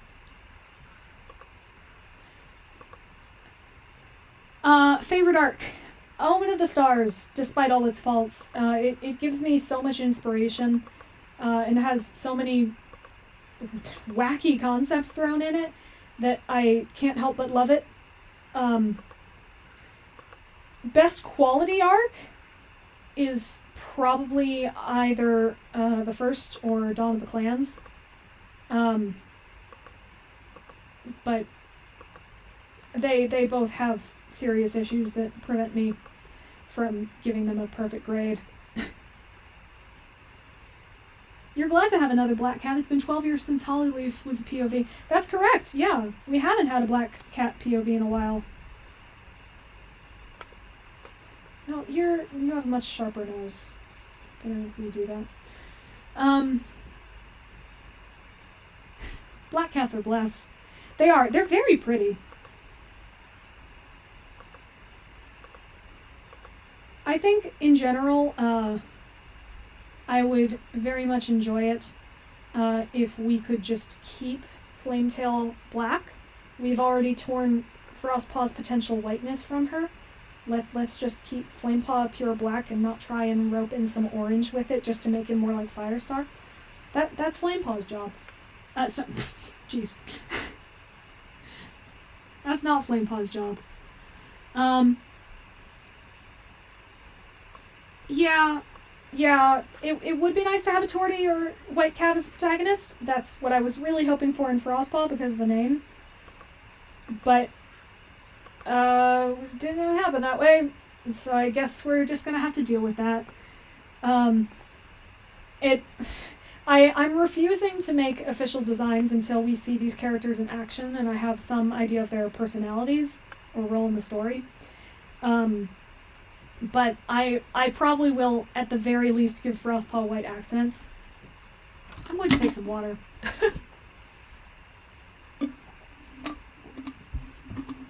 Flamepaw being Ravenpaw 2.0, Alderheart 2.0, Shadowsight 2.0 would be the least good version of this scenario. I would really like for Flamepaw to not just be Anxious Boy Mess who loses his personality 2 books in. If he could be a snobby brat, that'd be nice. If he could have some sort of interesting problematic flaw within him that isn't just, oh, cats are mean to me, that would be nice. Favorite soda. I don't drink a lot of soda, but probably Sprite. It's the most neutral.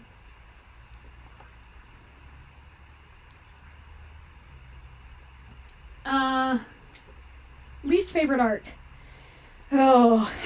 So I spent a long time deciding whether or not it would be Avos or TNP, A Vision of Shadows or The New Prophecy.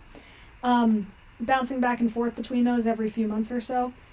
But I recently finished my New Prophecy reread, and I had done a Vision of Shadows reread just a few months before. And I can safely say The New Prophecy is my least favorite now. There's absolutely nothing I enjoy in it. Nothing at all. On an overall scale, there are a couple of tiny moments I like. I still do like Cinderpelt's death. That's fine. Gremlin protagonist would be lovely. They're not ever going to give that to us because warrior cats don't describe size unless you're Jayfeather and you're supposed to be the runt of the litter. Everyone else gets to be muscular. If that counts as a size, it usually doesn't.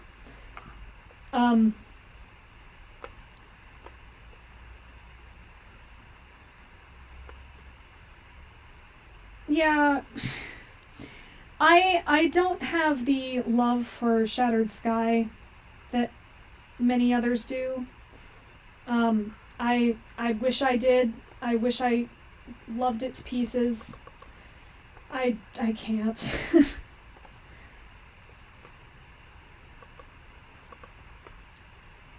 I liked The Fourth Apprentice. The Fourth Apprentice was great, but pretty much nothing after that.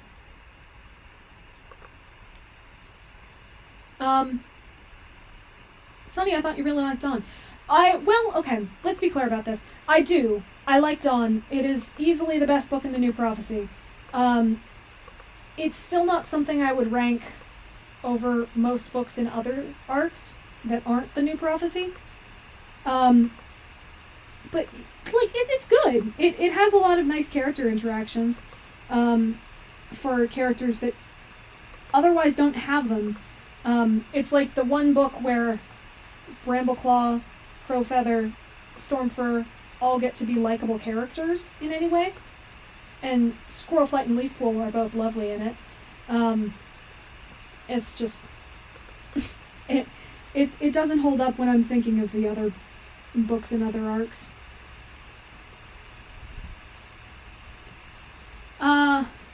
Friendship ended with Sunnyfall over Shattered Sky. I'm not surprised. The Shattered Sky is a beloved book to many, and you are absolutely allowed to have this opinion. I'm not going to stop you from having this opinion. It's just not my opinion. I don't care for it. What do you think of a reboot? Rerunning the codes, actually making the clans have a reason to be separate other than food preference and logic? Yes, I love it. More logic in general would be a wonderful addition.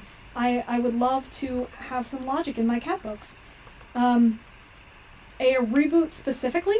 Absolutely. I am totally in favor of making it so that, we can just leave these guys behind and travel to a completely new time period where everything's great and no one has to care about who is whose great-grandfather anymore. And all of the Firestar legacy can be a distant memory and we can never use those plotlines again. Favorite DOC character? Greywing? Probably. Tall Shadow very soon after that. Why didn't I like Shadowed Sky? Yeah, I should probably answer that. So, the main dislike of it, for the record, I should point out, I do like it better than most of the other Avos books, with the exception of The Fourth Apprentice. Not The Fourth Apprentice, The Apprentice's Quest. But I do not care for it, and this is mostly down to the 1-star reveal.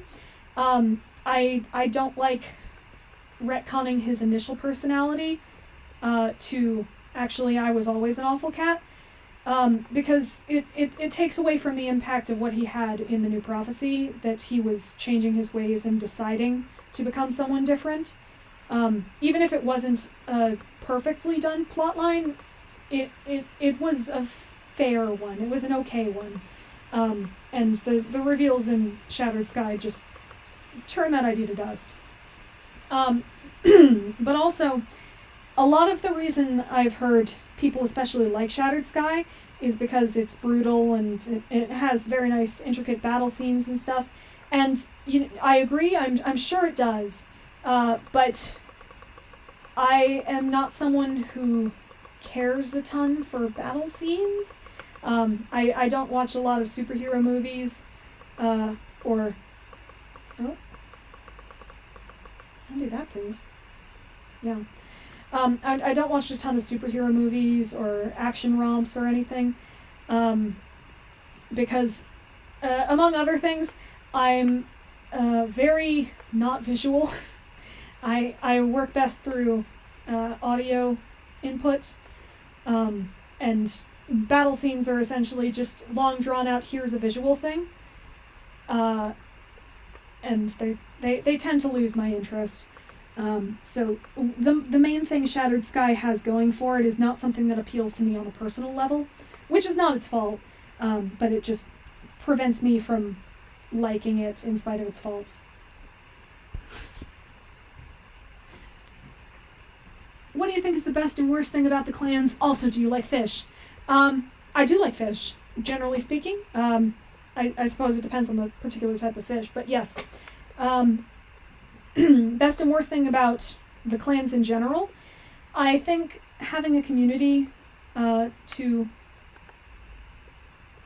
help out when you are low on food, or if you're sick or something, or just to have people to talk to is great. I think it's nice that they decided to split up originally so they could just have their own cultures and live in the places they wanted to. I don't think that's a problem. But pretty much everything to do with their border rivalries and every code that has come from it is just a silly idea. The idea that you would ever just give up on someone's life or intentionally kill someone or hate an entire group of cats just because they live not in your woods but in the woods next door to you is silly.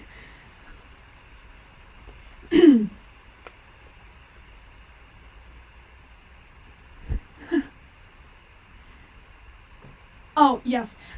So I suppose with the Firestar thing, I've already given up on A Light in the Mist spoilers, but A Light in the Mist spoilers. How did I feel when Violet Shine and Needletail took down Darktail in the Dark Forest, or the fact that Darktail was in the Dark Forest to begin with? It is technically possible that I misread this, but my reading of the scene was that Ashfur had specifically pulled Darktail into the Dark Forest, that he wouldn't have gone otherwise. What is your problem? Are you open somewhere? Oh, yeah. And because he was specifically pulled into the Dark Forest so that Ashfur could use him because he thought it would be useful to have this cat around, it passes for me. It's perfectly fine that he's in the Dark Forest. But as far as Violet Shine and Needletail getting to kill him, I think that's great. That's a great idea. They should get their comeuppance. They didn't ever get to the first time. And it ended up being a much more climactic death, in my personal opinion, than the original one in Avos, because instead of just One Star and Darktail go into a lake, they don't come up, the chapter ends, it's now a week later, they presume that One Star is dead. There's no climactic moment of realization, it's just sort of a, oh yeah, I guess he's dead. So, being able to officially kill him in the Dark Forest was nice. No.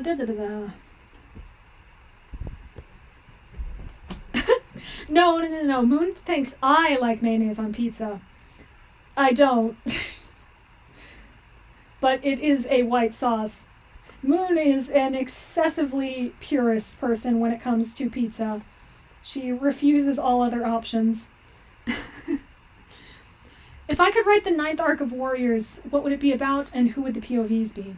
Oh boy. A lot of this would come down to what's been done in the 8th arc. I don't know how much they actually plan on changing the Warrior Code like they've promised to, but I would probably at least dedicate some time to figuring out how the clans will work with these new rules. Seeing a couple of cats breaking the rule that once was, and being used to punishing them, but then having to go back on it. It's like, oh, shoot, no, that's not the rule anymore. Probably some cats who are resentful over the rule change and some who aren't.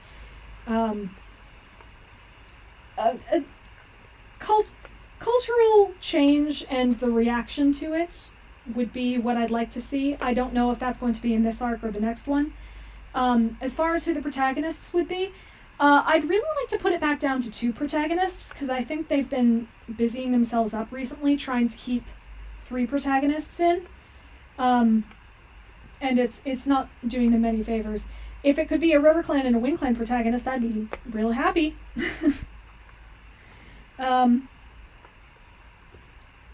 just wanted to put you apart, but you don't need to actually be that different. Yeah, okay. What is your favorite of the Broken Code books? Probably Lost Stars, actually. I think they started strong. I was really excited from the get-go about Root Spring's impulsive personality and what trouble that could get him into, Bristlefrost's flighty fairy tale fantasies and the way they were already crumbling before her and what she would do about that, how she would grow. Shadowside I wasn't particularly fond of in the first book, but that's fine. And of course, it had the grand reveal of Bramblestar Imposter at the end, stirring up all that conversation. Well, Shadowside did sort of kind of cause Bramblestar's death on the first book, so there was that going for him at least. He had that potential. And it looks like you also have eyeshadow up there. Lovely.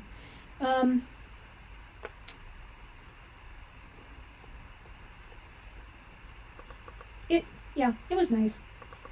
I liked it. I guess that means it only went downhill, but I didn't mind Silent Thaw either, let's be clear. I liked Silent Thaw. Yeah, it's crazy that we've never gotten a RiverClan protagonist, not counting Stormfur, and I don't count Stormfur. For the one book where he was a protagonist, he spent absolutely 0 time talking about any cool moments or friendships or cultural experiences in RiverClan. The only time he even referenced it was, wow, my sister and we don't like that place because they tried to kill us. What do you think about ThunderClan's current situation about having a bunch of nobodies? Don't like it. Really don't care for it. I deeply wish that it wasn't this way, and that we could have a world in which we know who the ThunderClan cats are, and we see them at least once a book. But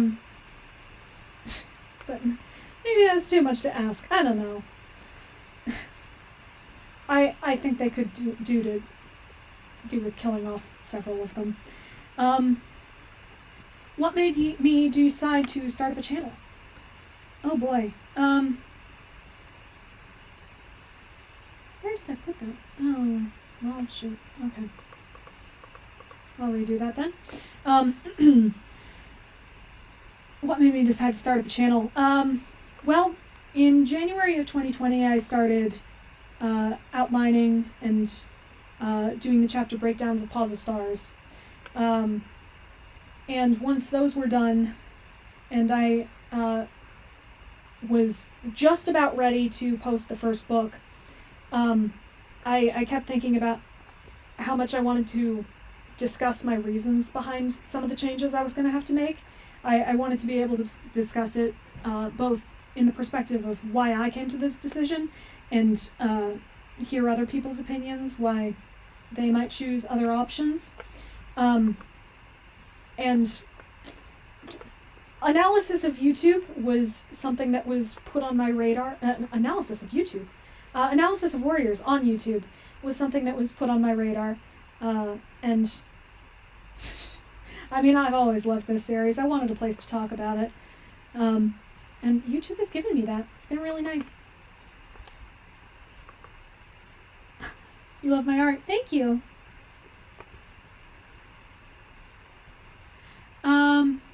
Have I ever considered comics or comic work? Have I ever done it? No. Comics are a very long form of media. It takes much longer to make much of any progress. And the stories I have ever wanted to create are so lengthy that putting them to a comic, especially by myself, sounds like it would be a terrorizing experience. But also, oh, nope, don't do that. Which one are you? Oh, you're this one. Okay. But also, I am not an artist by trade. That's not my main career. I mostly just do the art that I need to do to prove a point for video assets, or occasionally gift art like this, or to my friends on their birthdays or holidays or such. Art has never been my ultimate passion, so keeping up the motivation for an entire comic series would probably be difficult. But I also really love and respect comic artists. They're incredible. And I totally encourage everyone to follow their dreams if they'd like to make a comic at some point. All right. Do you think of Stormfur and Brook and what do you think of Stormfur and Brook and the tribe as a whole? I wish they didn't go back because they were literally exiled and then those rats came crawling back. Yeah, the tribe has never had particularly good representation in the series ever. I deeply wish that they were given some level of equality to the clans. A whole document has been written recently, relatively speaking, on the problems with the tribe as it's connected to Native American portrayals, and that does not make anything better, I'll tell you that. Stormfur especially, just being one of our only windows into the tribe ever, and being a clan cat is not fantastic. And essentially every time the tribe have shown up, except for in Dawn, they've been they've needed the saving of a clan cat, which not great. But I do also, on a in-story perspective, just really wish that Stormfur and Brooke had not come crawling back to the tribe, if we want to say it that way. I wish that the tribe hadn't needed to come and beg on their feet because, oh no, Stoneteller's dying, you need to come back with your clan cats and save us. We were totally wrong to reject you. Actually, your method is exactly what we need. But it's just not good. And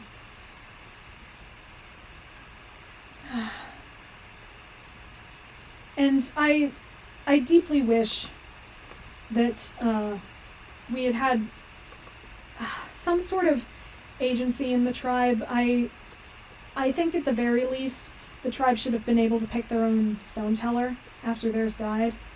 And maybe make it not Crag. I don't know. I don't have any reason to hate the guy. I just don't like him. I don't blame anyone who fully scraps the tribe in any incarnation of the tribe in any incarnation of the story that they need to do for their own works. For my part, I use it as minimally as I physically can. Pretty much what you see in Founders Pact is all you're ever going to see. Because I'm not touching that. The tribe's had enough damage done to it. Hey Sunnyfall, have you ever thought about making a few Wings of Fire videos? Yeah, I frankly I probably will eventually. I'd really like to do one. Wings of Fire is just such a lovely series. I'm tempted, if I ever do a book, to start with Snowfall's book, A Dangerous Gift, but yeah, it feels like that would be a difficult place for me to start at, starting with the thing I like the most. So, I don't know. I might try starting with Why I Like Sunny or something, but as far in the future, I don't have anything planned at this very moment. Favorite Warriors manga? Whew, okay. It's probably a Shadow in River Clan. If I'm going to be honest, it's probably a Shadow in River Clan. But my reread of Gray Stripes manga recently has just made me really, really like it. I like how a bunch of the early mangas especially had so many more uses of two legs than the main series would. We get to see things like how they interact. The two legs are trying to take care of you, or the two legs are scared of you. The two legs are sending their dogs on you. They have different relationships, but they can also grow and learn to love the cats and, give Graystripe a little pet because he saved their daughter. It's adorable. So, yeah, I don't know. Graystripe's manga might actually be my favorite. But Shadow and River Clan is probably the correct answer. I don't know. Where on your channel can I find more about the character of Sunnyfall? Is there more to know? Not really. I haven't made a proper lore book for her or anything. It's pretty much just whatever I think of off the top of my head. For the most part, she is just me. But as a cat from RiverClan, I don't know. Maybe if it's requested, I'd just make a video on so who is Sunnyfall, here's her story, make something up on the spot, make something more proper in a script or something. I don't know. It's an idea. What is your favorite canon and non-canon ship in Warriors, if you feel comfortable saying? Oh, sure. I'm not a massive shipper myself. This might be an Aseiro thing, but relationships as a whole have just never appealed to me that much. But as far as Warriors go, canon, as much as their dynamic can get on my nerves sometimes, Brightheart and Cloudtail is probably my answer. They are still cute, and I at least like my fanon interpretations of them, where we disregard everything that happened in the new Prophecy. Non-canon, Whew. Most of my favorite non-canon ships are things that I've put into Paws of Stars and can't talk about here. So, leopard fur and sunfish, if that doesn't count. Or sunfish and sedge whisker is also an option, but leopard fur and sunfish is the correct one. And what did you want? Polka dots? Green polka dots. I do prefer Tallstar and Jake to Ravenpaw and Barley, but it's mostly because we got to see them grow from each other. Ravenpaw and Barley remind me of like the old couple. They like to live on their farm and have a happy little life, and occasionally they face problems. They're mangas and such, but for the most part, they're just this adorable little couple, and it's very cute. I never disrespect Ravenpaw or Barley. Their relationship's adorable. But, you know, Tallstar and Jake probably still ranks as my top on that front.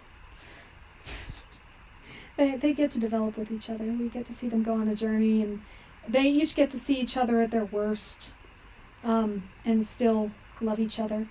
It's adorable.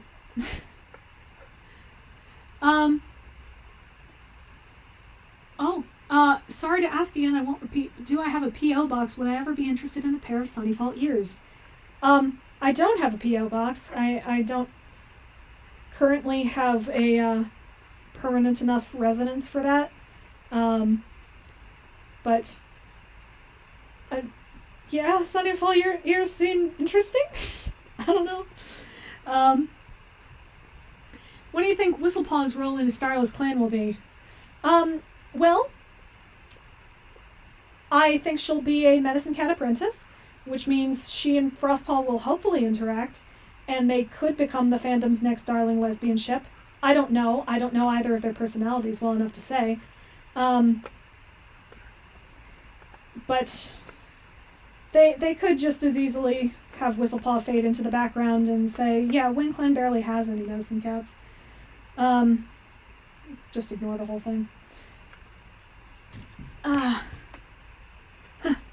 Yes, hello, Ink. Leopard Star and Sunfish are indeed very cute. The Pink Bunny Girl 43 Warriors series. I got to watch one episode of it. I don't watch it regularly, but they seem to be doing pretty cool work over there. Their customs are very nice.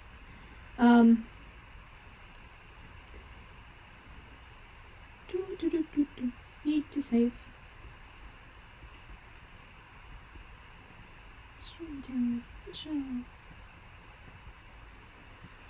And what's your name? Thornwind. Thornwind. And let's save. Oh, background. Wee hee hee.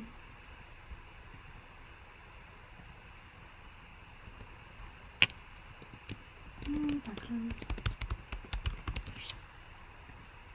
Cool.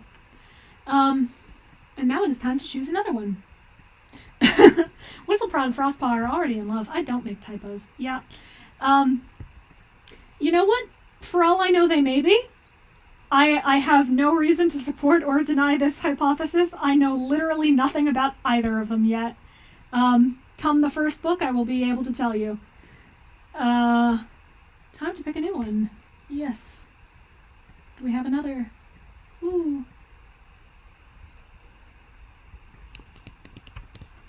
Number 106. Shoot. Okay, well, let's go choose one. 106. Oh, you've chosen 104. Okay. Which one is this? Ah, interesting. Hawkpaw and Complete Creative Freedom. Oh boy.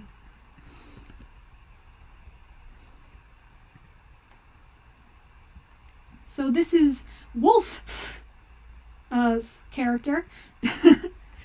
And his name is Hawkpaw. And that's all we've got.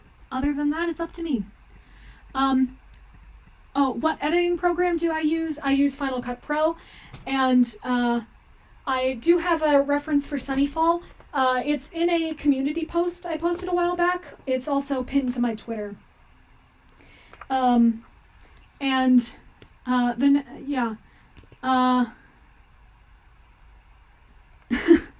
A gay main character would be very nice.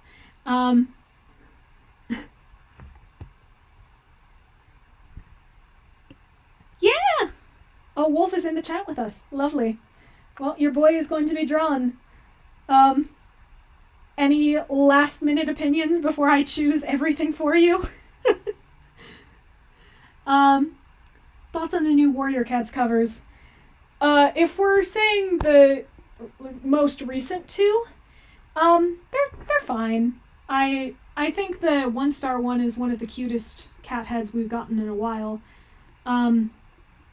But yeah, they're just all right. If you mean everything since the new artist joined the team, I prefer the old covers, which is not a remotely uncommon thing to do. So,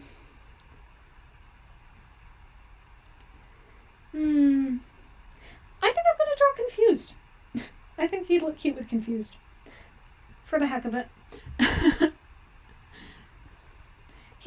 He reminds me of a cute little boy, and I like drawing confused cute little boys. The design is in fact gorgeous. I do love it. But yes, trans or non-binary protagonists, or people who could be presumed to be trans or non-binary, love, and yes, please give me. Favorite and least favorite main character? Oh. Well, favorite's Hollyleaf. No questions asked. Least favorite, though. It's probably Violet Shine. I just don't like her. I liked her less since I did the Avos reread. I don't know if anyone saw the video I did with Bright Guardian Akira a while back, with her as the focus, but yeah, I don't like her. Sunny, pay attention to me, hi! Yes, hey, May. This is May, everyone. She's the maker of the Warrior Cats picker.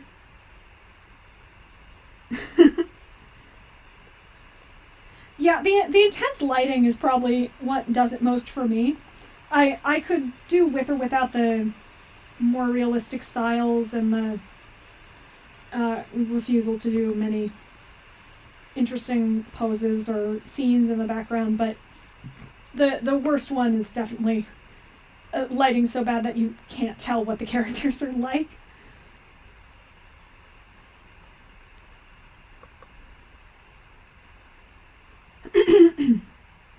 Oh, well, yeah, Bramblestar is a very bad main character, absolutely.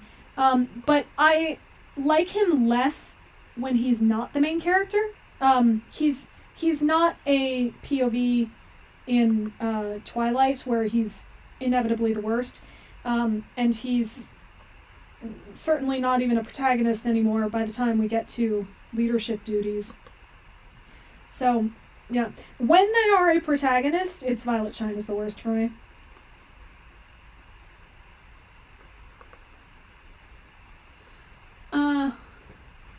Audio seems like it's doubled. Interesting. I'm gonna try something quickly.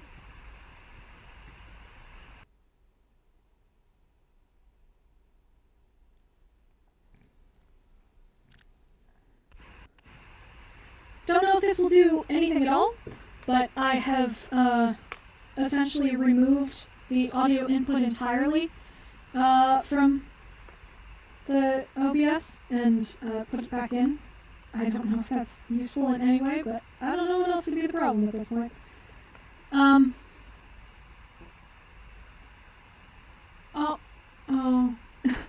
Now I'm doubled? So much worse. OBS, what are you doing? Okay, well. Let's try this again.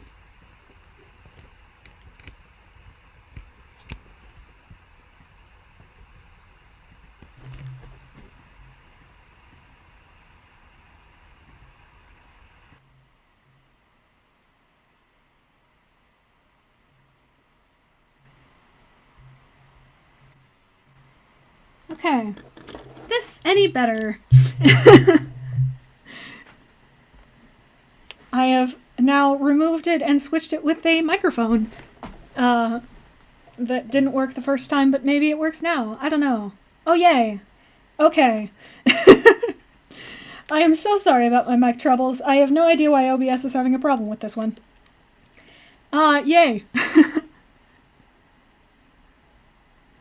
Opinion on Ivy Pool and Dovewing. I described that earlier, but, oh, favorite type of cake! Yeah, great. So, fair warning that I prefer ice cream to cake in general, but my favorite type of cake is easily, red velvet. I actually have a, particular red velvet recipe that I made for myself, just to make it a little bit better in my book. I make it for my birthday whenever I can. And it essentially involves using a concentrated mixture of maraschino cherry juice and lime juice to add to the mixture before it bakes. And this gives it a bit of a tartness and a unique cherry flavor that you wouldn't get if you just used something like vinegar and cocoa powder. I don't know if it's even technically red velvet cake anymore, but it's red, it's velvety, and it's got the cocoa powder in it, so heck if I know, I'm still going to count it. For anyone who missed any questions here, I'm avoiding repeating them, but I will be uploading the stream as soon as I'm finished here. I've finally figured out how to properly do it, so you can go back and watch those if you'd like, or don't. If you don't have to.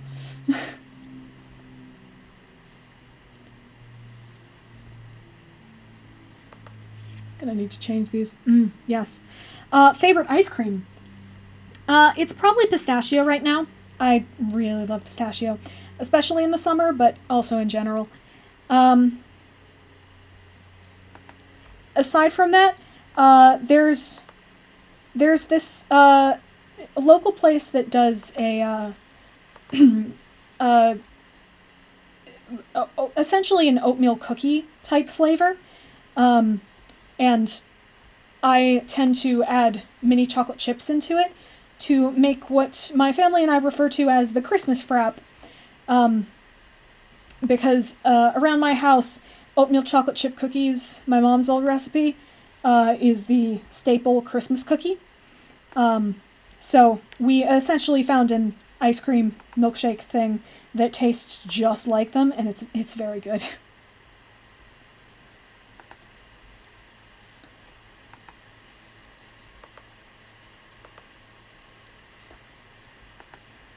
Whee! Okay. Pistachio? Unexpected.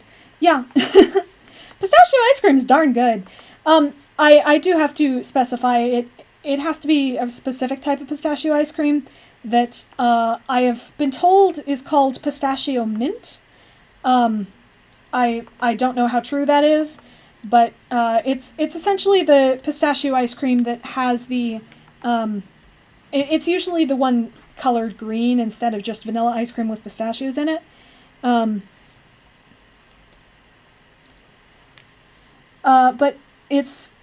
it has a more distinct flavor. You get to see a pairing that's really nice with the pistachios. Oh, oatmeal does slap.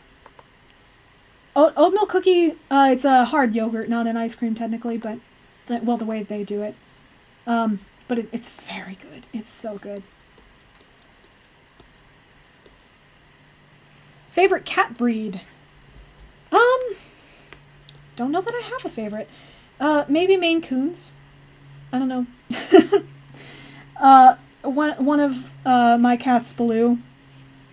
He is a mix stray they found, before we adopted him, but we're fairly certain that his dad maybe was a Maine Coon. He has many of the traits. He's very large and muscly and likes water. Sunny only eats things that are green. No, not entirely true. Red velvet cake I just described, that's the opposite of green. Am I going to do more Dawn of the Clans videos? Absolutely. I have several in the pipeline right now. I don't know precisely when they'll get... Sunny eats the entire ThunderClan herb storage. What about the mayo? I don't even like mayo. I don't eat that much mayo. Unless it ends up on my sandwich unnecessarily, I'm not going to eat mayo. I don't go out of my way to do it. This is true. Well, no. I eat stuff beyond Christmas colors. Wings of Fire ships. I only really know of two, which would be Kibble and Winter, and for anyone who's wanting to read Wings of Fire, I'll just say the lesbian one in Arc 3. But... Huh?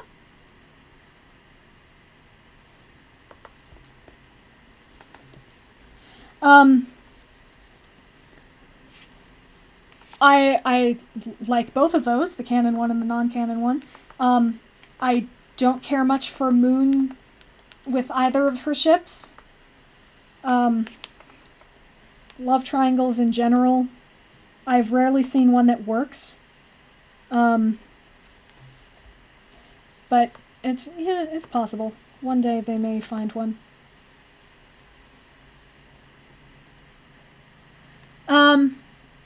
Do you think Spiderleg should have been civil with Daisy? Well, yeah. I think he should have shown a little more interest at all, or care. It's not quite like abandoning someone as a human, because they lived in the same clan, and he actively ignored her every day. No. It's not great. Spiderleg's not a great dad. Absolute newsflash here.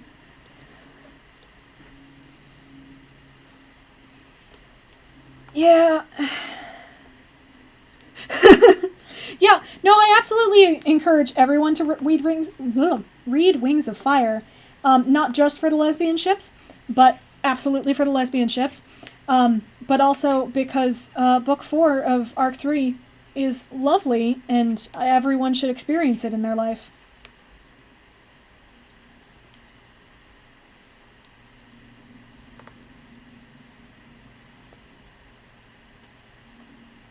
Sunny, post my bingo? I can't post anything in a YouTube live stream. If it's happening in the Discord, I can do it later.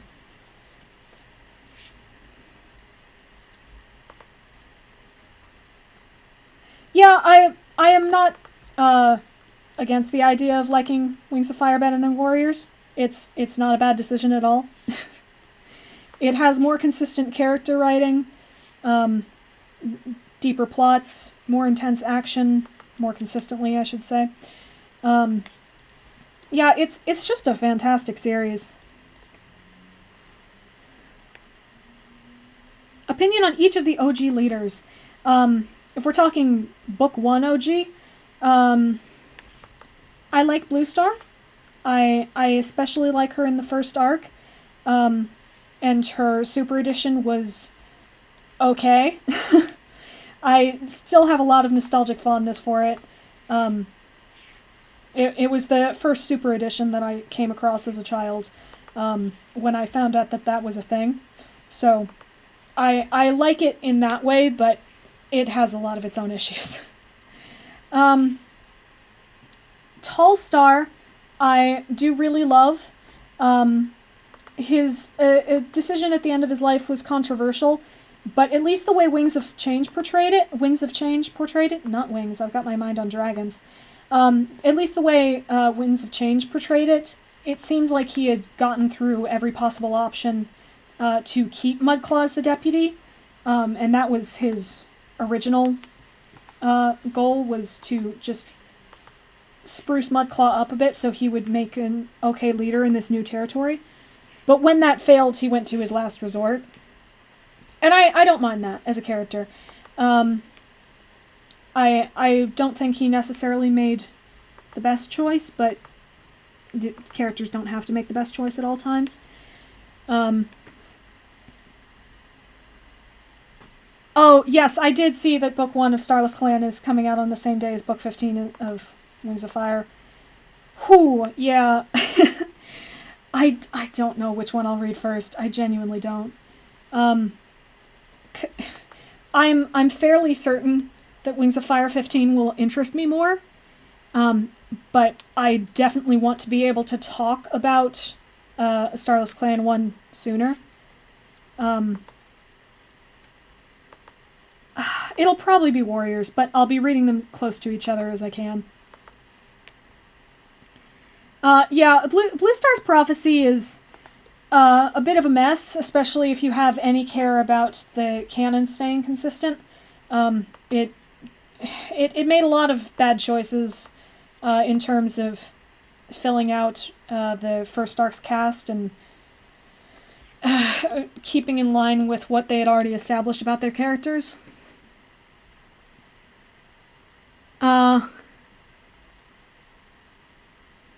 Yeah. A Starless Clan, I have high hopes for it that might not be totally deserved.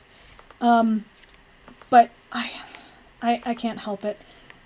It's been a while since we've had 2 she-cat protagonists, let alone she-cats who weren't sisters.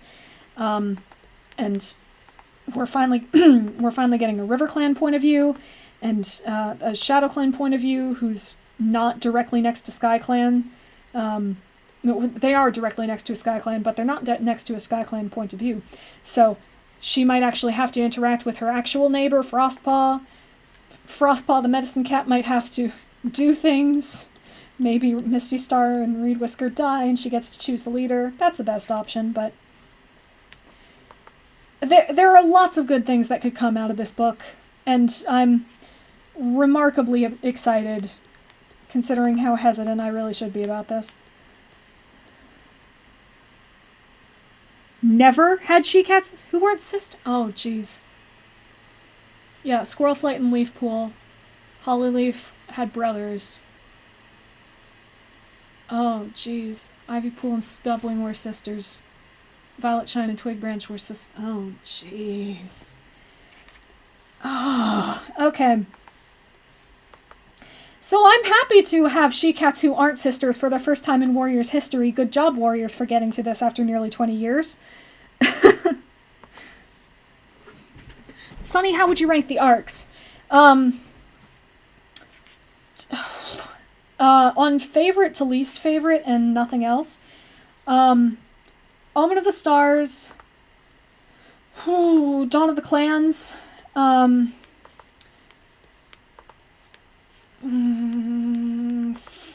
First arc, Power of 3. Well, no.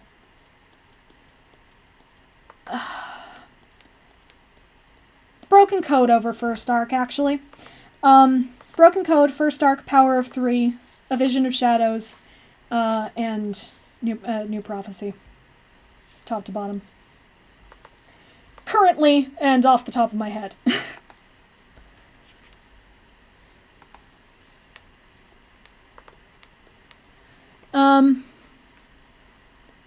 Yeah, most super editions really like distorting the lore and characters and everything. It's a popular choice. And then we have Poor Crooked Star's Promise, which actually did stick to the lore and events that other books, even other super editions, had put up. But that really did it a disservice because the events mostly involved things like, we've had 8 different Sunning Rocks battles in the past year. We've lost all of them.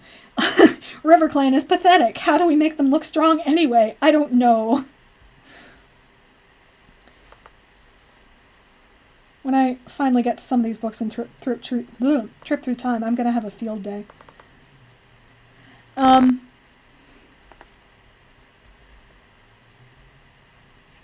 Yellowfang Secret, I have already gone over.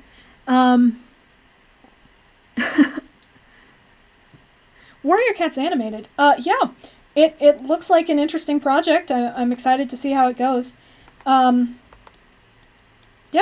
wish them all the best. Animating's hard. Saying this as a non-animator at all. But I wish you the best of luck, guys. Good luck getting through Into the Wild. It's a beast. Okay, look, we can argue day and night about who owns Sunning Rocks or not, but the answer is Warrior Clan, so what does it matter? Warrior Clan owns Sunning Rocks. Monkey Star gets to sit on them all day, every day.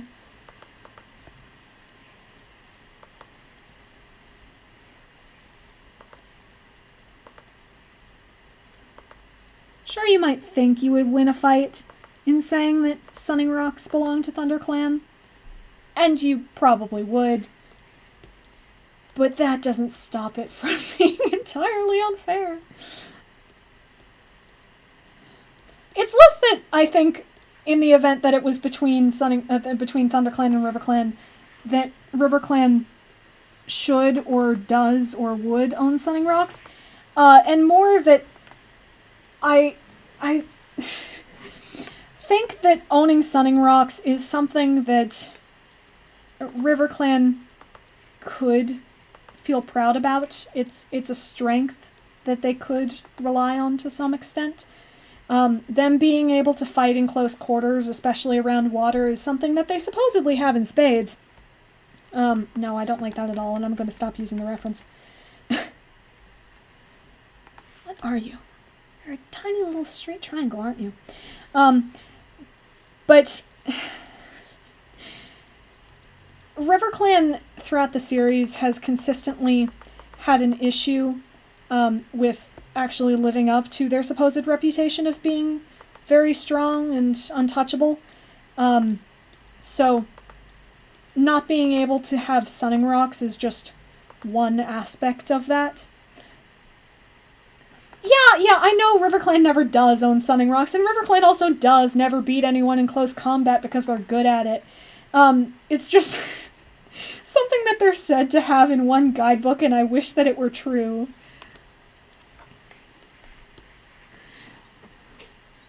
It would be nice if they shared territory. It would be nice if any clan shared territory, but I think the way that warriors are, they would probably fight over it more often than not. Even if they did declare it a shared territory, they would get angry if one of the clans showed up while they were trying to sunbathe. The clans just don't get along very well most of the time. There we go. When it comes to Warriors analysis, was I inspired by other content creators?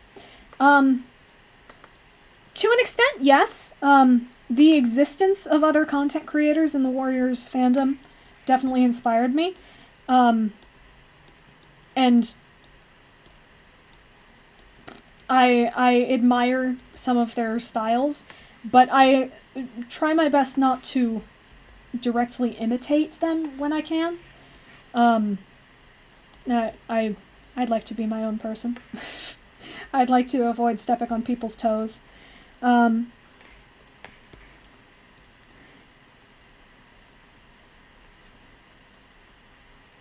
Yeah. The thing about the clans being all united, they're not. They never are. What usually happens is, what happens in real life too, honestly, is that there's an enemy big enough that they need to work together to fight it. So they have like this conditional truce where they agree to be together to defeat this enemy, and then for 2 minutes after that they say, yeah, this is so much better. We're going to be together forever now. We shouldn't fight. We'll stay united. And then 3 seconds later they say, nope, actually I hate you. You stepped on my border with a squirrel.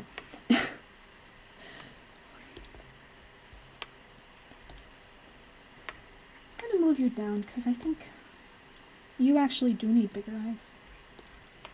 Oh, here we go. You have very big eyes, sir. Are you a kit?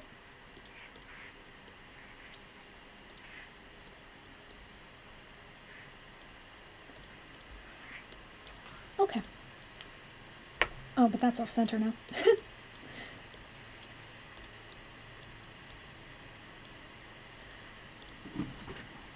Yeah. I mean, the entire Sunning Rocks war does seem silly. It is also silly. But I really want RiverClan to have any semblance of strength. That's all it comes down to. There is no logical reason that RiverClan should, or even should fight for those rocks. I just want them to have any semblance of their characterization in Secrets of the Clans.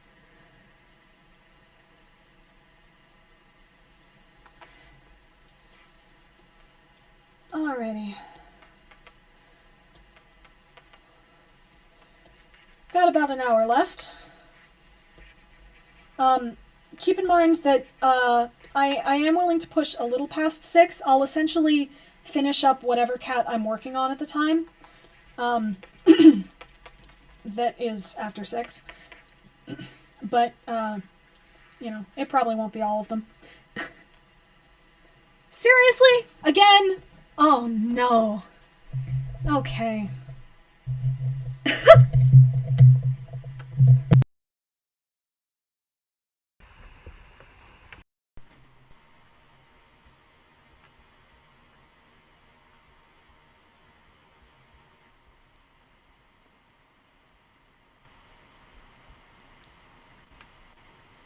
Okay, is this any better?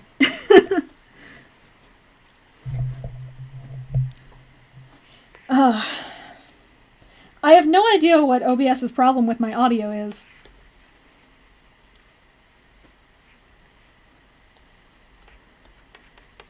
Essentially, after some indeterminate amount of time, it decides that it actually doesn't like the input capture anymore, and will just stop choosing to like it.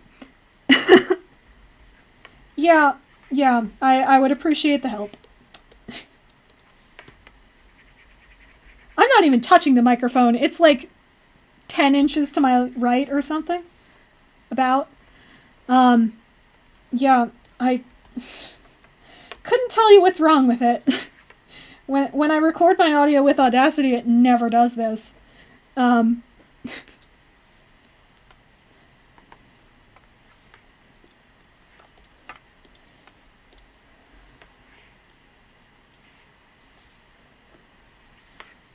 Very interesting markings. I like these markings. Ooh. It's like an eyeshadow, but loops around to become a face print, and then a tabby stripe. Very creative. And it's roughly down to your nose. Okay. No, it's definitely fully plugged in.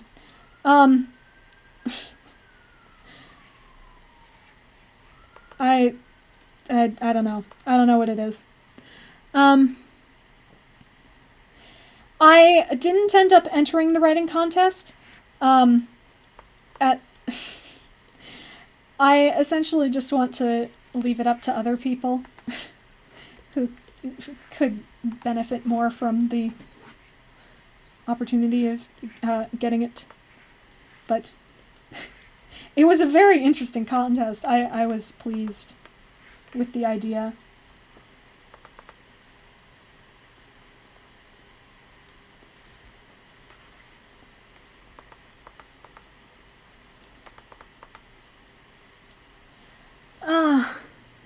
Sunny, how long do you think the story of warrior cats will keep going on? I have no clue at this point.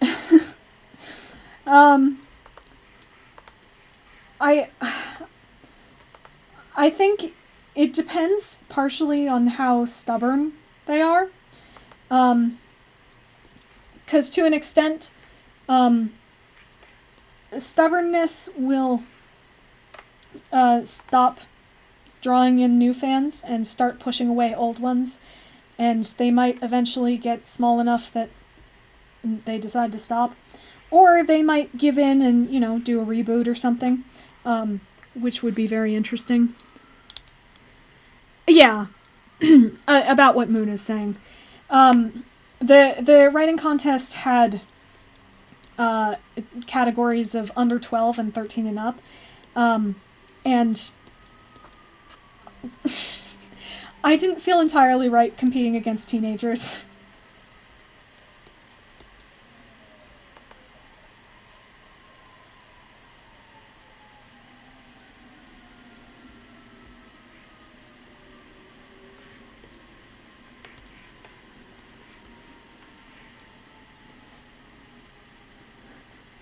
This OC has the nicest colors. Yeah, they do. They're adorable. Do I ever plan on making an amino? Probably not. I don't tend to use much social media at all. I pretty much only joined Twitter so that I would have a social media for when I started up Sunnyfall. And even then I only use it as much as I absolutely need to. But amino always struck me as relatively hard to navigate. I don't know. That might just be my input on it. Breaking news. Sunny does not want to beat up a child. I don't. Yeah, I know it's shocking.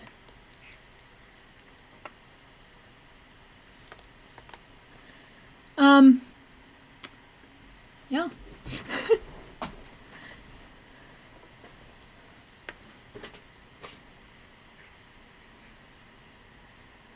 Whoosh, whoosh.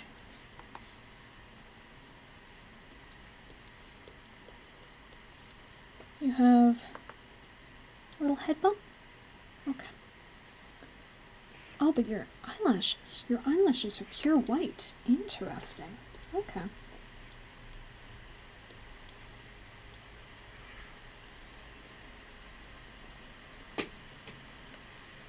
Oh, does it? Does amino really reveal your location? Oh, geez. I haven't ever tried it for long periods of times, but that sounds awful. Yeah. I have already drawn Snowteft. Favorite warrior cat's name? Ooh.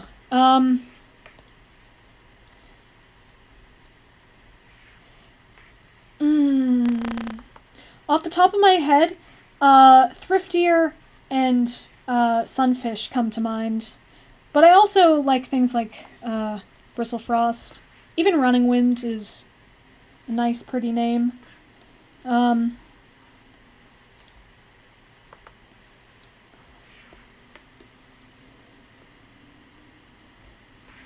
Oh, in 2016 it did that.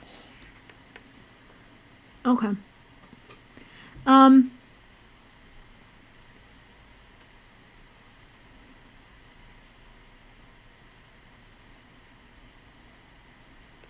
That's true. Bella Leaf is adorable. Bella Leaf is absolutely wonderful. She deserves everything the world has to offer. Someone named Bella Leaf Deputy.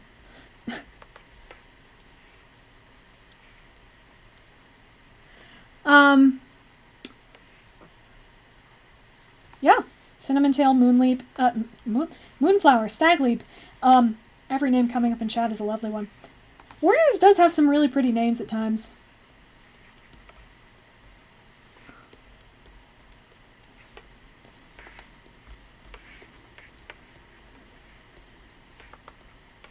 I would say Berry Nose is in a class of probably my least favorite names, but also I think Berry Nose specifically could stand to have a name that's just so I have a sticky nose. I think that's fine.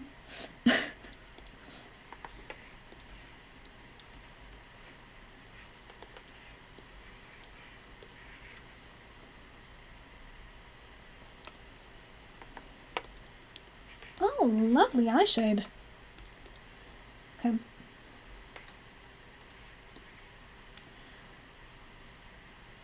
Yeah. The nose names do always sound gross, but I don't mind that for Berry Nose. if you named Bristle Bristlenose or something, I would have a problem. But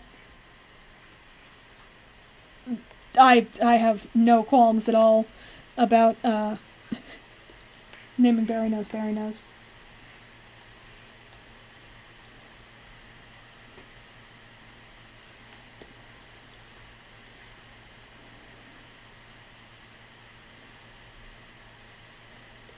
Dew nose and petal nose could work.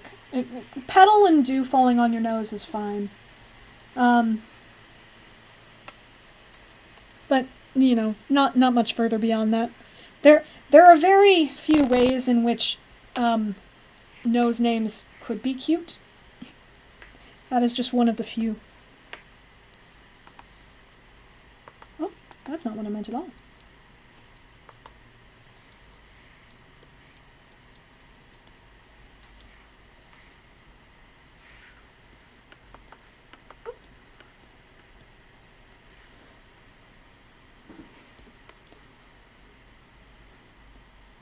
I mean, Mothwing and Jayfeather and Jay's Wing and Dove's Wing, they're all pretty generic names, but yeah, that's okay. You can have a generic name every once in a while. Hollyleaf is a pretty generic name, honestly. But it's okay for the one. What do you plan on naming the next Paws of Stars? I actually have all of the Paws of Stars books named already. Book 5 is going to be named Fading Light.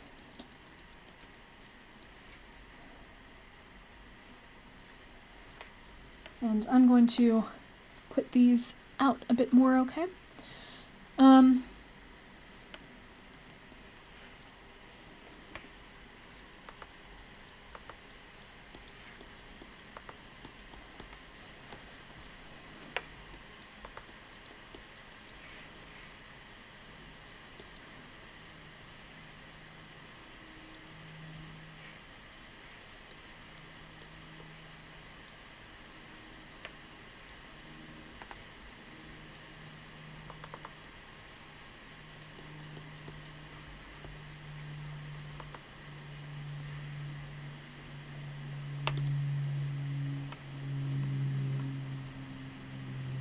Alrighty. What prefixes would you like to see more often?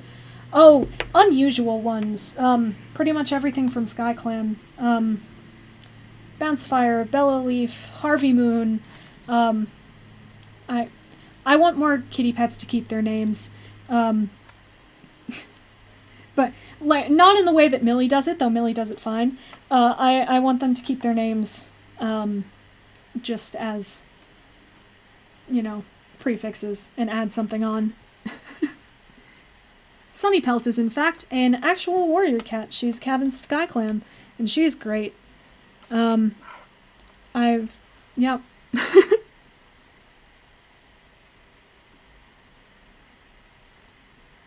Oh, yeah. Another Bumble would be nice. Pretty much the only good Bumble we have. Oh, shoot. I forgot to... Yeah, layer settings, clip layer. There we go. Pretty much the only good Bumble we've had is just Bumble from Dawn of the Clans. She was an adorable Bumble, but we need more good Bumbles who aren't Bumble Stripe.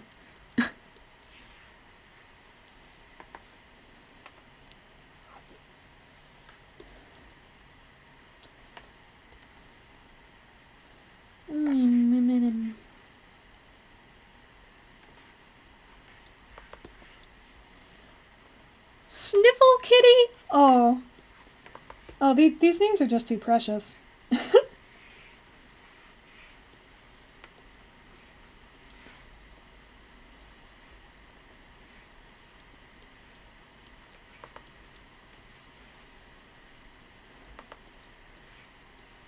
Well, I believe... Do we have a cat named Bumblebee? Oh, no, they're just bee. They're just bee. Sunny, the gray above his nose. Oh! You're absolutely right. Oh, no. That's why... There we go. Thank you. Somehow totally missed that.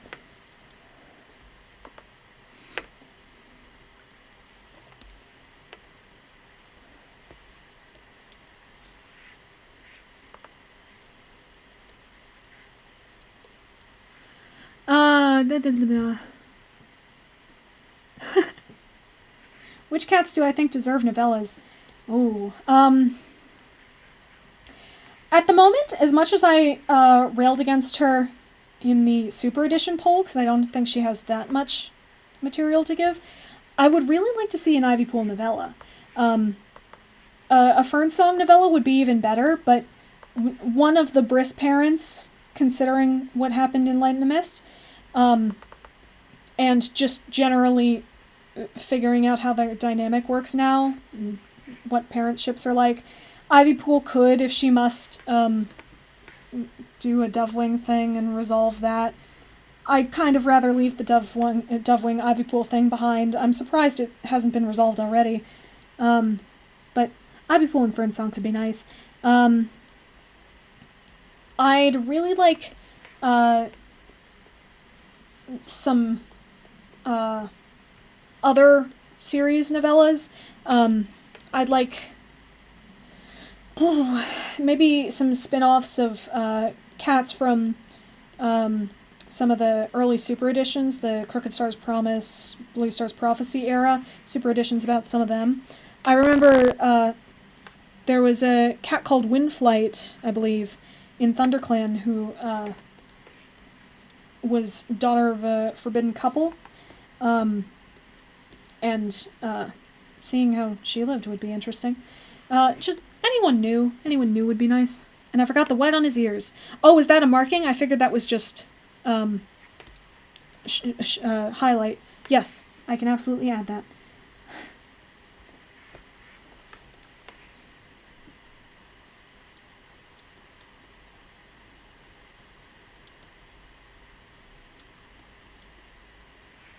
Yeah, no, I'm getting his ear dots.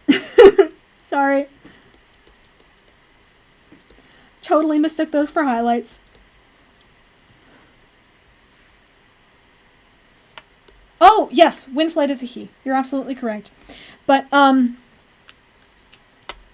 any of the new cats, anyone new who we don't know about would be nice.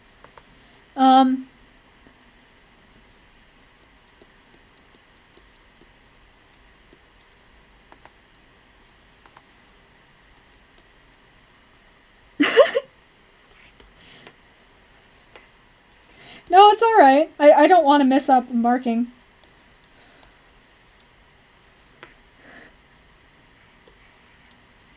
Oh, yeah, sorry, no, that actually totally reminds me. I would absolutely love a novella on Flywhisker, or Sorrel Stripe, or Myrtlepaw, or Baypaw, or any darn character in ThunderClan who we've heard less than a second about, or who just got something really interesting and went off to become a kitty pet.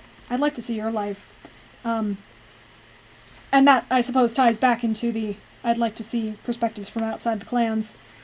But more specifically. Maybe a Flywhisker novella could be like a gateway into telling stories about full-on kitty pets who were never part of the clans. Anyone remember Minty from Bramblestar Storm? I'd like a novella about her. Or Shanty from Pine Star's Choice.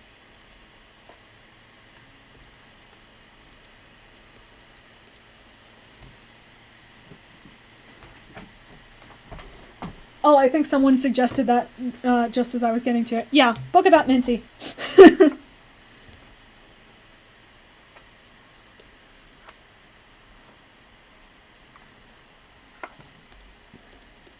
Whenever I get to Bramblestar Storm, which is still a long way off, but whenever I do, I'm going to have to spend some time just talking about the trio of apprentices in Bramblestar Storm, because I think as a group they're like super interesting.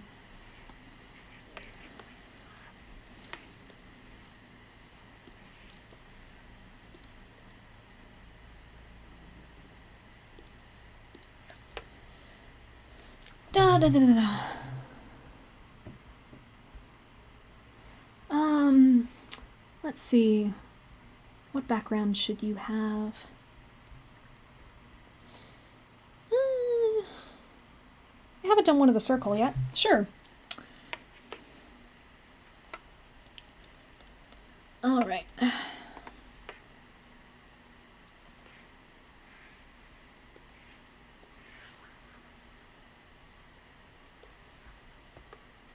Oh gosh, no. No, no. Actually, I should flip those. Nope.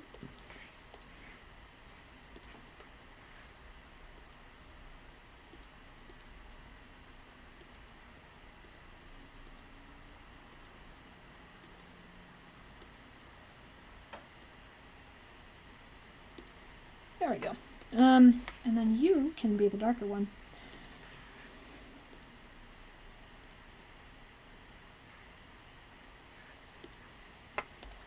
We can make that a little smaller. Green is in fact the best color. The actual best colors are teal and chartreuse, but green and blue are not far behind.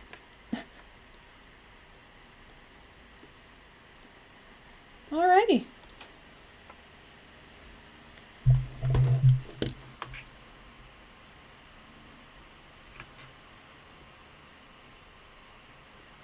And your name is Hawkpaw. Hawkpaw.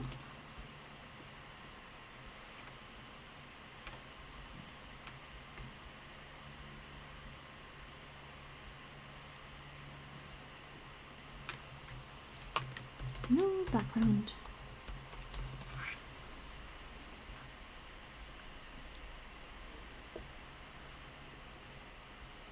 Whee! Yeah, okay.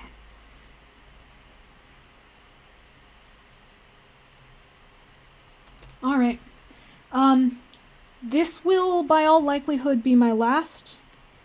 Because we've got about a half an hour left. So let us see.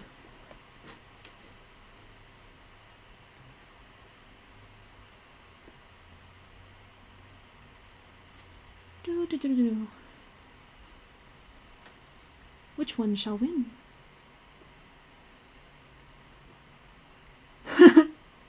Okay. 26. What? No, I'm not. Oh, well, I'm leaving you in a half an hour, but not at this minute. What was 26? Ah, interesting. I sense some trans. This is Juniper. Trans ace, it looks like. All right. Oh, yes, chartreuse, for those of you who may not know, is a yellow-tinted green. It's the color of Sunnyfall's eyes, among other things. Not a problem. I'm randomizing it, basically. I counted all of the different posts and numbered all of them, and however many there are at the time, I put that into a number randomizer. Whichever one the number comes out, I click that link, and out pops the post I shall do. It is roughly the same green as my background, yeah. You would like the winky pose. Alrighty.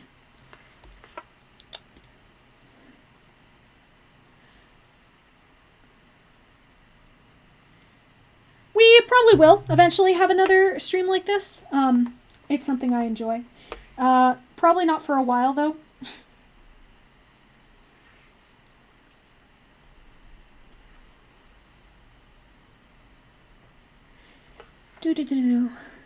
Ever wonder where dead or non-clan cats go? By what they've given us in the most recent material, it would seem that the answer is they are ghosts. They just wander. But they also might have their own private afterlives, like Ravenpaw did. Oh,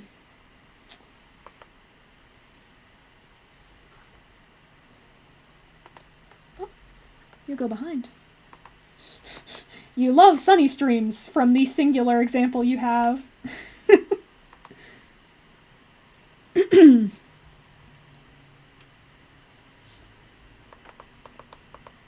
Yeah, I don't have time for this. Okay.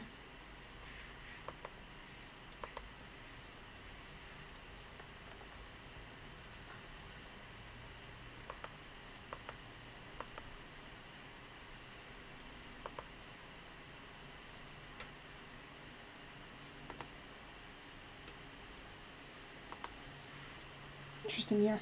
Alright. Yay! Well, I'll be keeping all of the cats undrawn in my list of to-dos.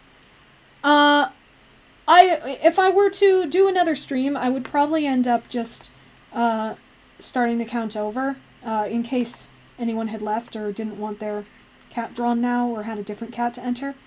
I would just make a new channel for that.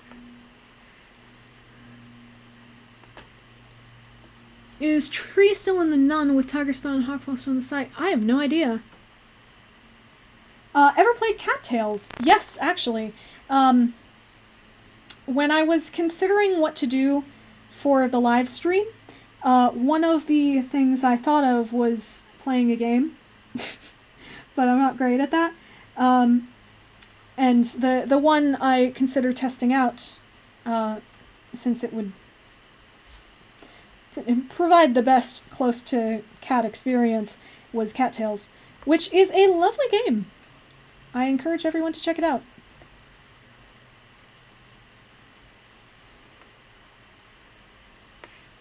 Favorite villain? It is probably Ashfur, I assume. As a rule, villain characters are rarely my favorite, just because I really like characters who get to grow and change and either devolve or evolve, usually evolve though, and seeing where life takes them in that way. And villains tend to either be really static or not learn the error of their ways enough to do much changing. So they just don't tend to be my favorite characters, but Ashfur's good. Ashfur's nice. Oh, geez.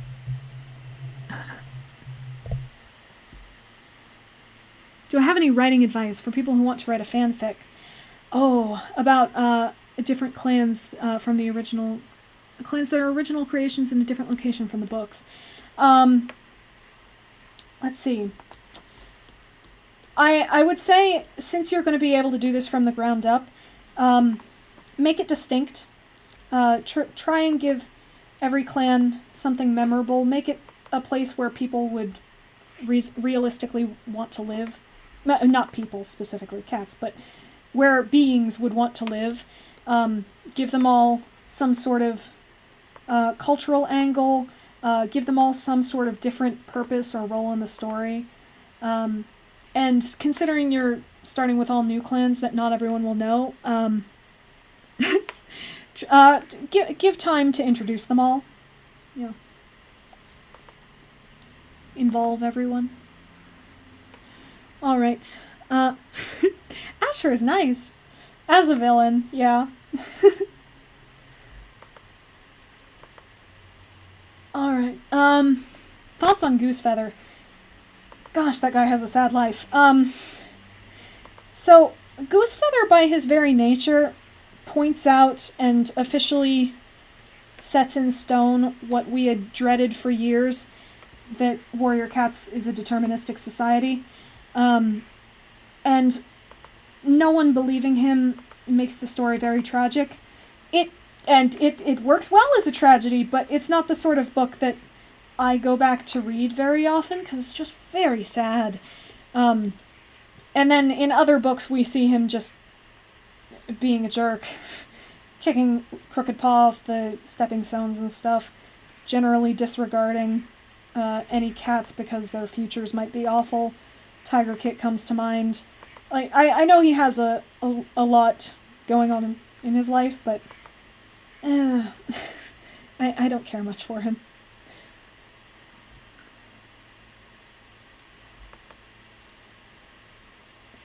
Rating on each series from 1 to 10.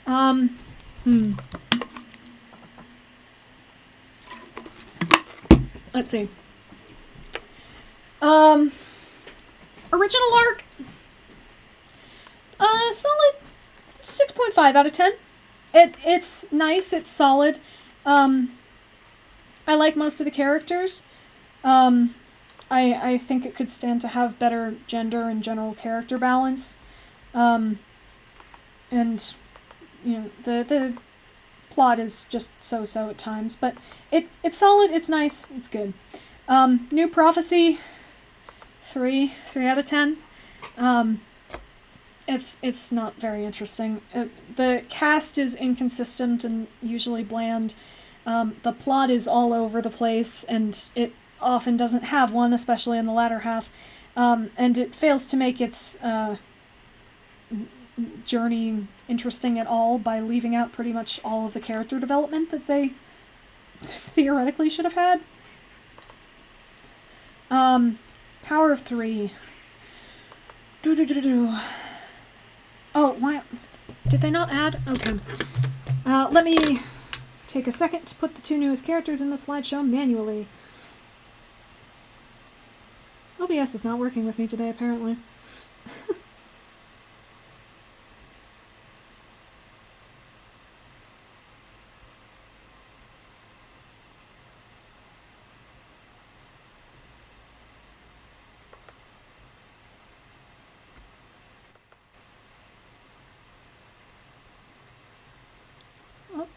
No? One more time. Okay. Slideshow. Please listen.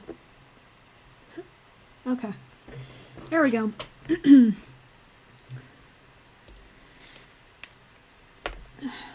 Oh, Power of 3. 6 out of 10? 5 out of 10, maybe?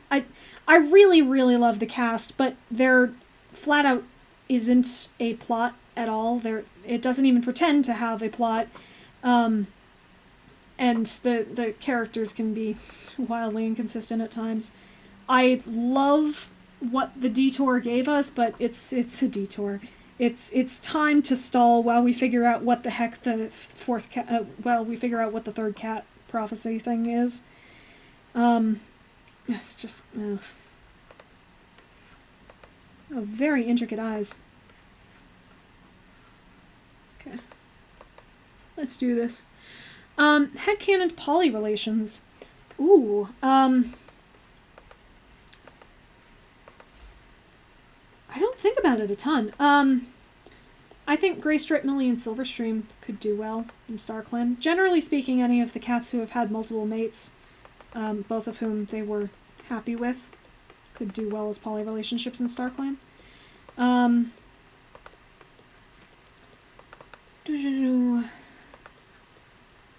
kind of want to put Turtletail and Bumble into a poly relationship, with Greywing as the third.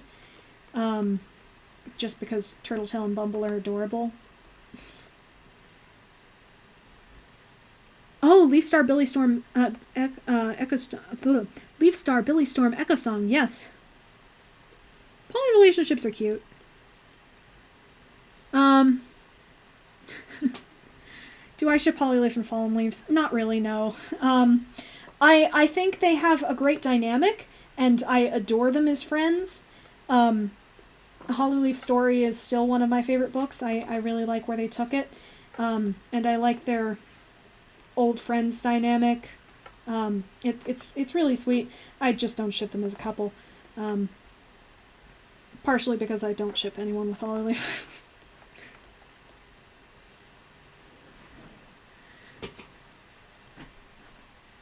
Yeah, Turtletail, Bumble, and anyone that isn't Tom. That's a good idea. Oh, you have a very special eye. So I'm actually going to do your pupil differently. There's this star thing. Yeah, a Mothwing Leafpool Nightcloud map.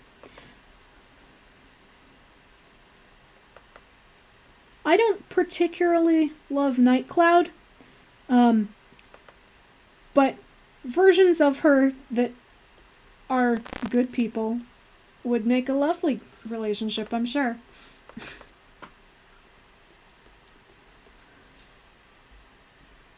Tom's just bad. Tom's very bad. No one's questioning that. Jayfeather, Kestraflight, and Willowshine. I totally love them as a friend group, but J Feather absolutely hates both of them.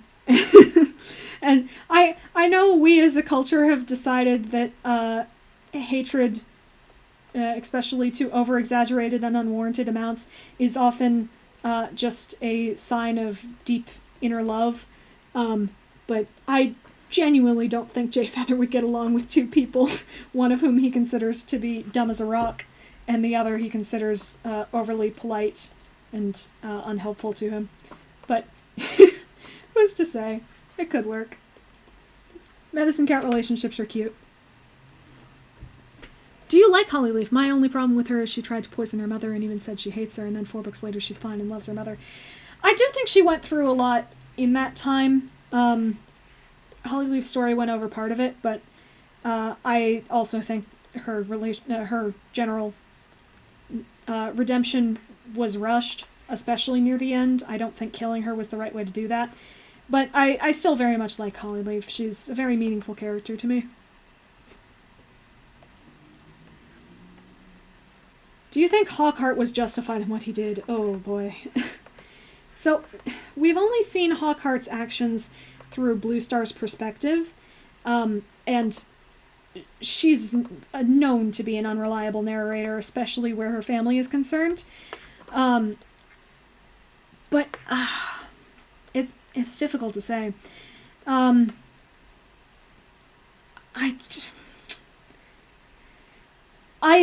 don't know if it was necessary to kill him, to kill Moonflower. I generally don't. I don't know just how much damage Moonflower was doing to the herbs. I don't know how desperate the situation was, or if Moonflower had already been beaten off but kept coming back. I can't say. It might have been. I genuinely don't know that one. I think if it was possible to get through that without killing her, that should have been what he did. But it's unclear. Oh yeah. Him loathing Mothwing is weird. Partially because it seems like every medicine cat gets to be disgusted or confused or whatever is in character for them by Mothwing, because oh no, she doesn't believe in Starclan, what a tragedy. Even Leafpool did this. So J Feather continuing that on and just hating her makes sense as part of that trend. It still isn't good. But then also he starts to think really fondly of her in Omen of the Stars for whatever reason, and considers her the best candidate for the 4th cat until he comes up with Flametail. And I don't know where this happened. I don't know where you get your opinions about any cat, J Feather. You're confusing. Do you think J Feather would have enjoyed or thrived at being a warrior? Yeah, I think he absolutely could have become a warrior. I think that with enough time, with enough patience, with enough unique circumstances, he could have gotten past the drawbacks of not having quick reflexes in fighting, which was the main thing we saw he had a problem with. I think he could have been a warrior. But I also tend to believe that J Feather, as we know him in canon, if given the choice, would have actually chosen to be a medicine cat after a while, because his experiences with Poppyfrost, Cinderheart, Briarlight, saving the clans during the multiple Greencough bouts they went through, saving Lionpaw and Breezepaw's lives and getting thanked for it, praised for it. All of these things, he had such great passion in doing them, and this undying determination and fervor that I don't think would have come out of just not hating the job or feeling like you're forced to do the job. I tend to believe that he actually did enjoy the job of a medicine cat, and that if eventually he was given the choice once he had experienced both, he would still choose to be a medicine cat. That's my opinion. But there are multiple. I am not the gospel on this. Have I read Survivors? Yes. Back when it was first coming out, I read all the way through the first series, and I believe the second, or at least halfway through the second, and a couple of the novellas as well. I should probably reread them at some point, because I don't remember a ton about them, but I don't remember hating them. They seemed fine to me. Oh, jeez. I probably do need to bring this up. So what are my thoughts on the Leafpool, Crowfeather, Nightclad, Breeze, Pelt thing? Yeah. I prefer to avoid Crow's entire family. They just don't have any dynamics that are good or fun. They just sort of hate each other and yell at each other all the time. And some of them have reasons for hating each other, and some of them do bad things to each other, and there's an argument to be made that some of them are worse than others. But a whole lot of me just doesn't care. They're bad. I just don't want to watch people hating each other 90% of the time. Yeah. Also, well, I suppose this just comes down to he had to hold himself accountable with WindClan, but when he left Leafpool, when Crowfeather left Leafpool, at the end of Starlight or the beginning of Twilight, I should know this, I read it really recently, he said that she would always be in his heart, and he didn't blame her for doing this, that she had to become a medicine cat. And he would forgive her, and they would walk together in the stars. That was really sweet, except every time we see him discuss their relationship after this, he disregards that and says, "No, you abandoned me, you suck." Which is interesting.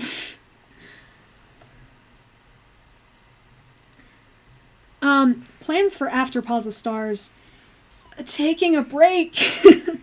Paws of Stars, it has been and will be a lot. I very well might try to do some writing after that. I don't know.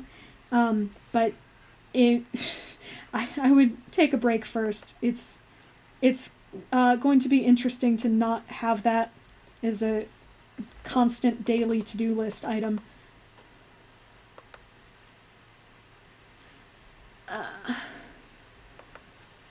Favorite map? Yeah, I did answer that before, but Five Giants. Although the Poor George and recent This Is Halloween maps have been absolutely gorgeous too. And Everything Moves, and various others.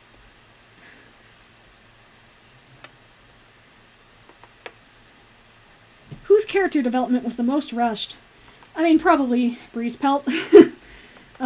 His character development essentially went, today I'm going to wake up and be a better person. I will completely ignore everything that I've ever done. This was all because of my father, but don't worry, I forgive my father now. And I'm just an upstanding warrior, why can't you accept that? And I do have to call that character development. It's not just one weird out-of-character moment, because they've stuck with that ever since. But boy, they skipped past everything that would be interesting about him.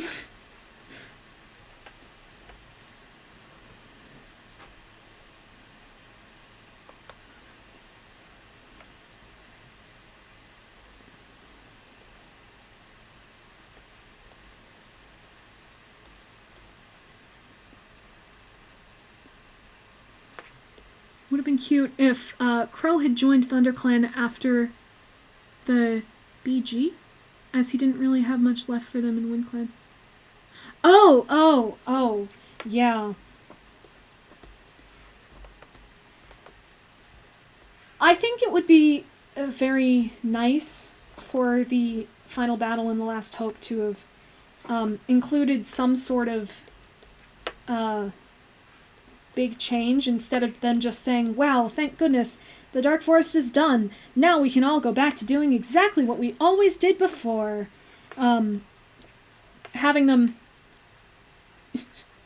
have some sort of change, if it was like, I'm going to go live with Leafpool now, or Breeze Pelt, I can't take it. I'm gonna leave, or anyone leaving really. If some of the Dark Forest trainees had actually gotten attached to each other and wanted to join other clans, anything could have been interesting. All the pink parts have clouds and all the blue parts have moons. Interesting. Centaur World finale. I really, really enjoyed it, and I cried an awful lot. But I do kind of wish that Wamawink had gotten a little more resolution.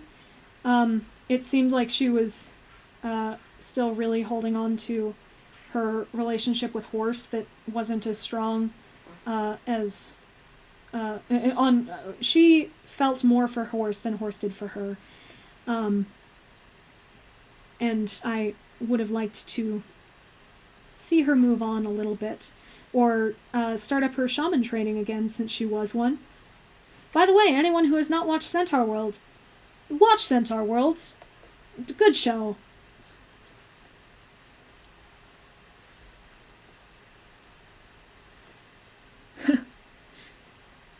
Yeah, Comfortable Dog is part of the...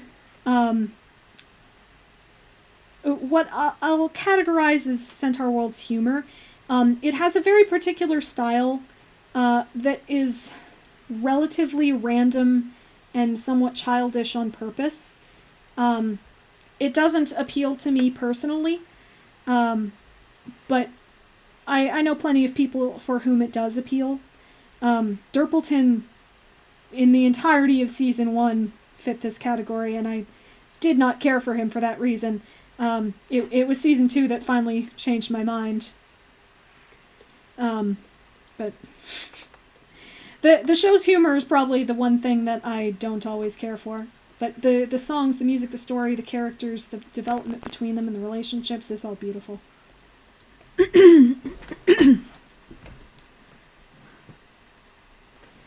The first half of Season 4 is weird at times. But I love this finale so much I couldn't force it. And frankly, I really enjoy the amount of time and how far they went with like the Horse Tars and Becky Apples and all these things. Should use a smaller brush for this one.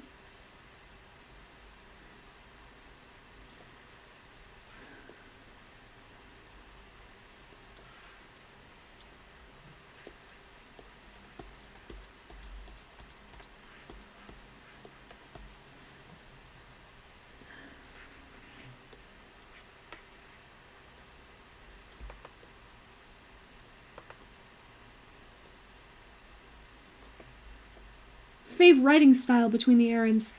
I'm pretty sure she only wrote one thing ever, but I mean, it's gotta be Sui. That's why I like Wings of Fire so much. But of the actual of the actual authors who write more consistently, probably Kate. Because she tends to have more focus on building out casts and having interesting character moments, even if they're unrelated to the plot, and I eat all of that up. Tends to. None of the ghostwriters have a ton of control over what they get to write.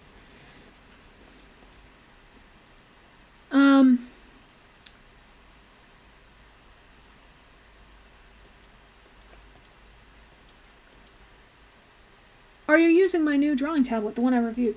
No, I'm using my main drawing tablet right now. I'm planning to take the other one when I go back to campus, since it's much easier to travel with, but this is my main larger setup that I can use at home.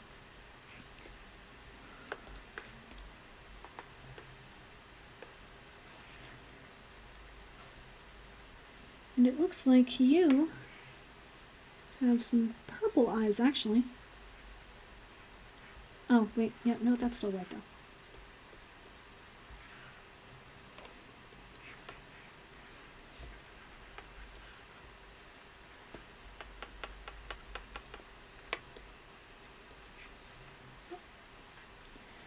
Okay.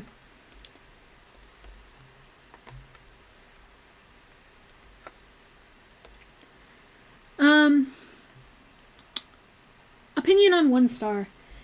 I think I did that already. I believe so. He's fine, basically.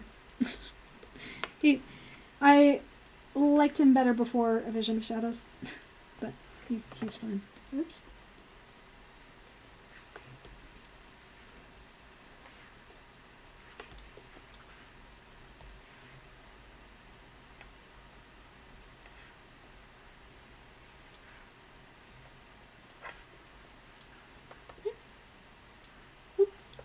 E.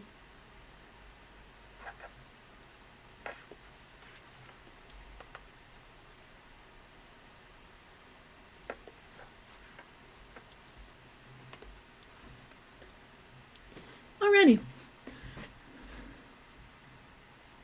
More blue markings in the floof curls.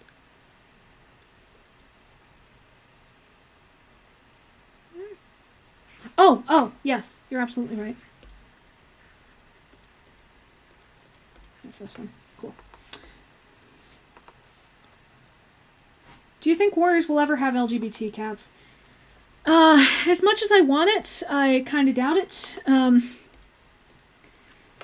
They've gone on record before as saying that's one of the few things that they won't do, and the way that HarperCollins works and with the countries they sell to and the variety of parents they sell to, and the reception that LGBT stuff currently gets in our society, they would be probably losing some profit from some parents if they went LGBT, and for some, that's all that matters. Have I read Harry Potter, and if so, what did I think? I read it briefly, mostly out of obligation because it was a cultural phenomenon. It's not my favorite. I only read it a couple years ago, instead of in its heyday or when I was a teenager, like I was supposed to be. But it's just alright. Animals just tend to appeal to me more than humans, I think.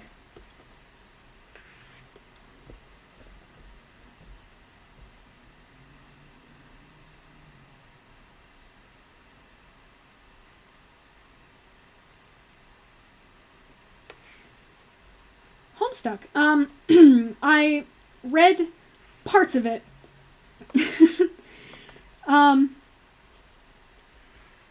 I can't say I have very thorough knowledge of it.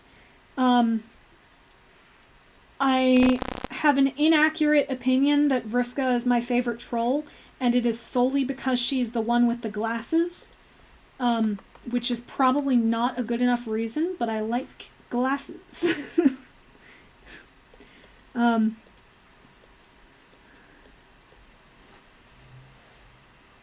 Yeah, no spam in the chat.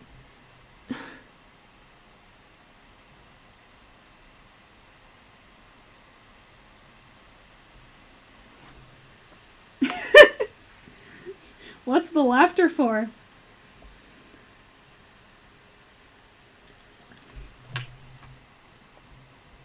Hold on. Hello! Yes, welcome back. We're still going. This is the last cat. And it looks like it's time to move on to shading.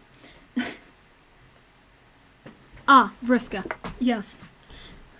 What Warriors character or plot point do you think has the most missed potential?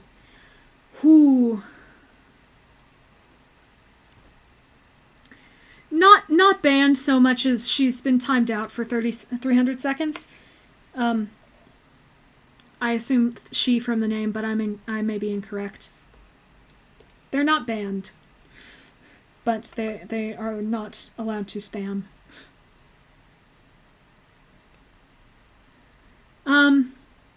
Sorry, most missed potential in a Warriors character or plot point. I'm always going to feel like the answer is Hollyleaf, because I saw so much potential for her. But that's probably incorrect. Let's see. I think the Omen of the Stars plot itself might have the most missed potential. The entire idea of the Dark Forest in whatever incarnation that may be, going up against Starclan and egging on living clan cats to do it could be very interesting. And then they just kind of lost it.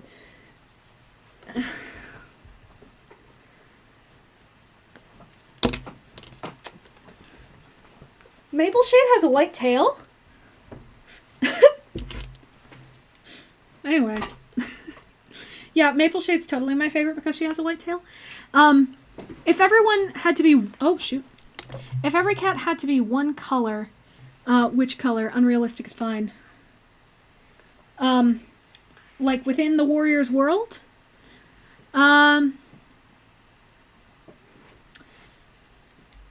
If it had to be one color and not one pattern, like not camouflage, maybe a warm gray. I think that would be the most helpful to them, at least. You wanted pink shading, I think? Yes. Pink shading.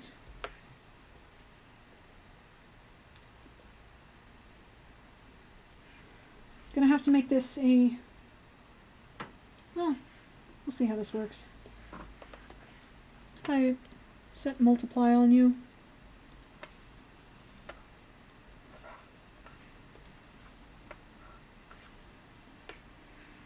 Oh, you're just gonna let that work. Okay.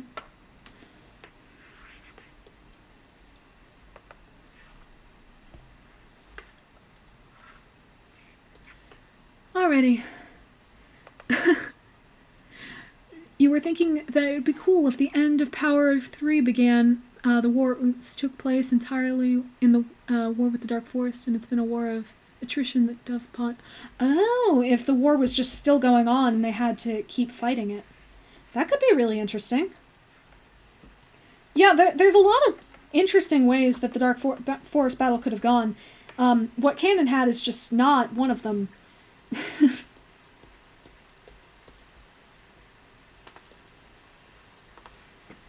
Favorite series that's not Warrior Cats or Wings of Fire? Series and not book.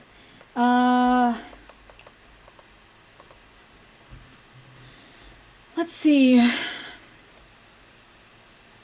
Familiars was pretty good.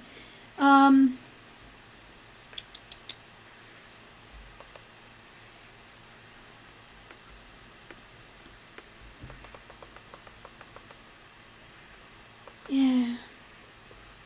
I read a lot of singular books that aren't Warriors instead of series. But yeah, let's go with Familiars, as if that's a correct answer.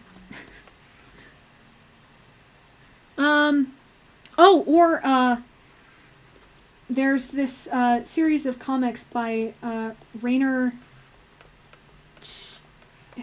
Tager. I'm probably both misremembering and mispronouncing that. But she's a comic artist who's done Smile and Drama and Sisters and Guts. And it's basically just slice of life middle school comics from when she was a child. And I do enjoy those. I like them a lot.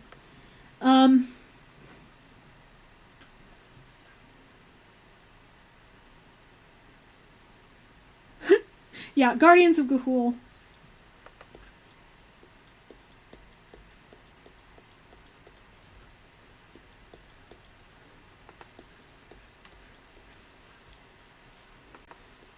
If Warriors did ever get a movie, which I kind of doubt they will, but if they did, it would absolutely be Guardians of Ga'Hoole style.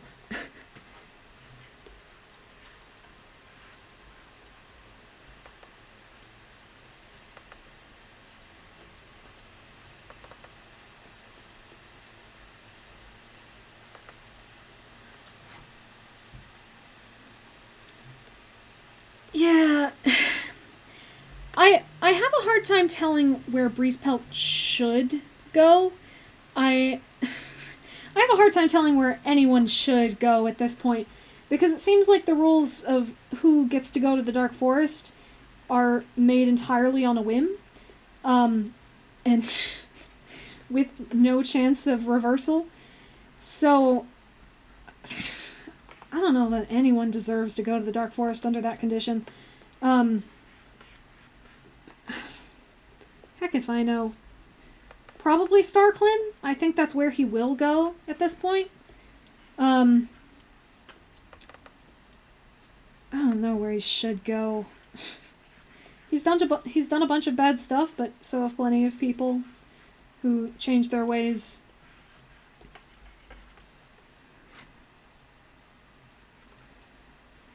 Warriors as a series could be cool. I think in either case you would definitely have to deal with the gore thing. Warriors has a lot of relatively graphic material that's okay to be written, but not so much shown. Even Redtail's death might be a little harsh.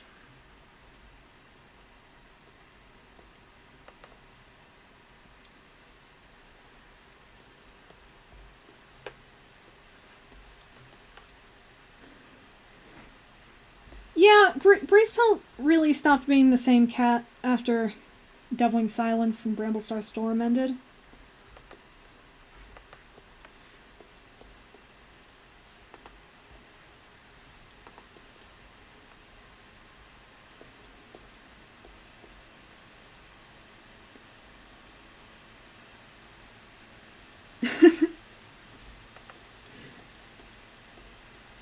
Yeah, Tiger Star's death would not fly. Under any stretch of the imagination.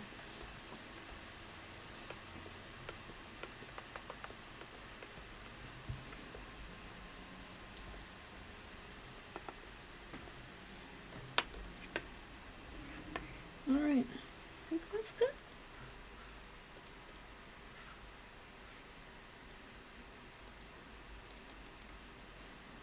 Lovely. Sunny the iris. Does she have an iris? She does. That's the right one. So it's pink. Yes, you're absolutely right. And, nope. And it goes like this. Like a butterfly.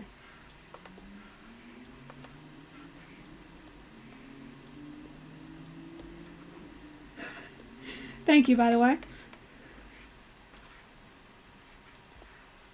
There we go. And background. What did you want?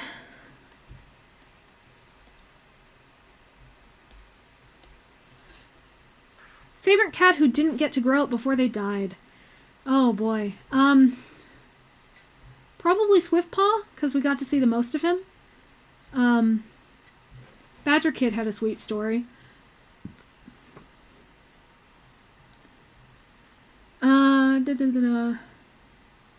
Stripes. Sounds good. And pastel pink, blue, white is preferred. Ah, you want the trans flag as background. Sounds great. I will give you the trans flag as a background.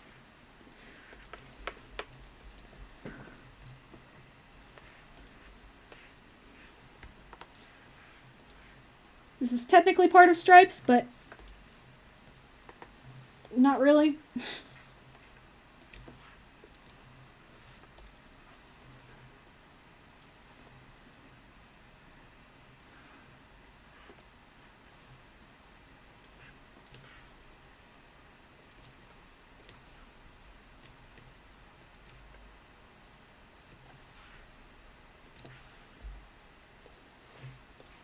Selection. Yeah.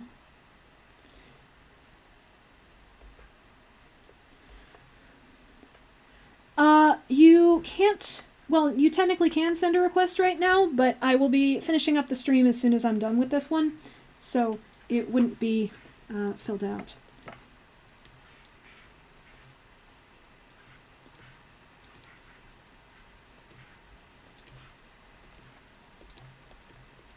There we go.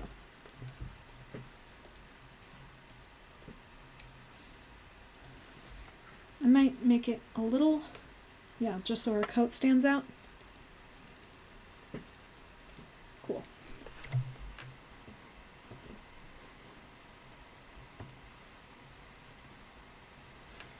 All right, so this one is Juniper.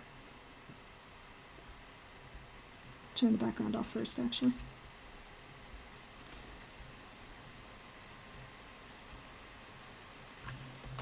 Juniper, no background. Juniper with background.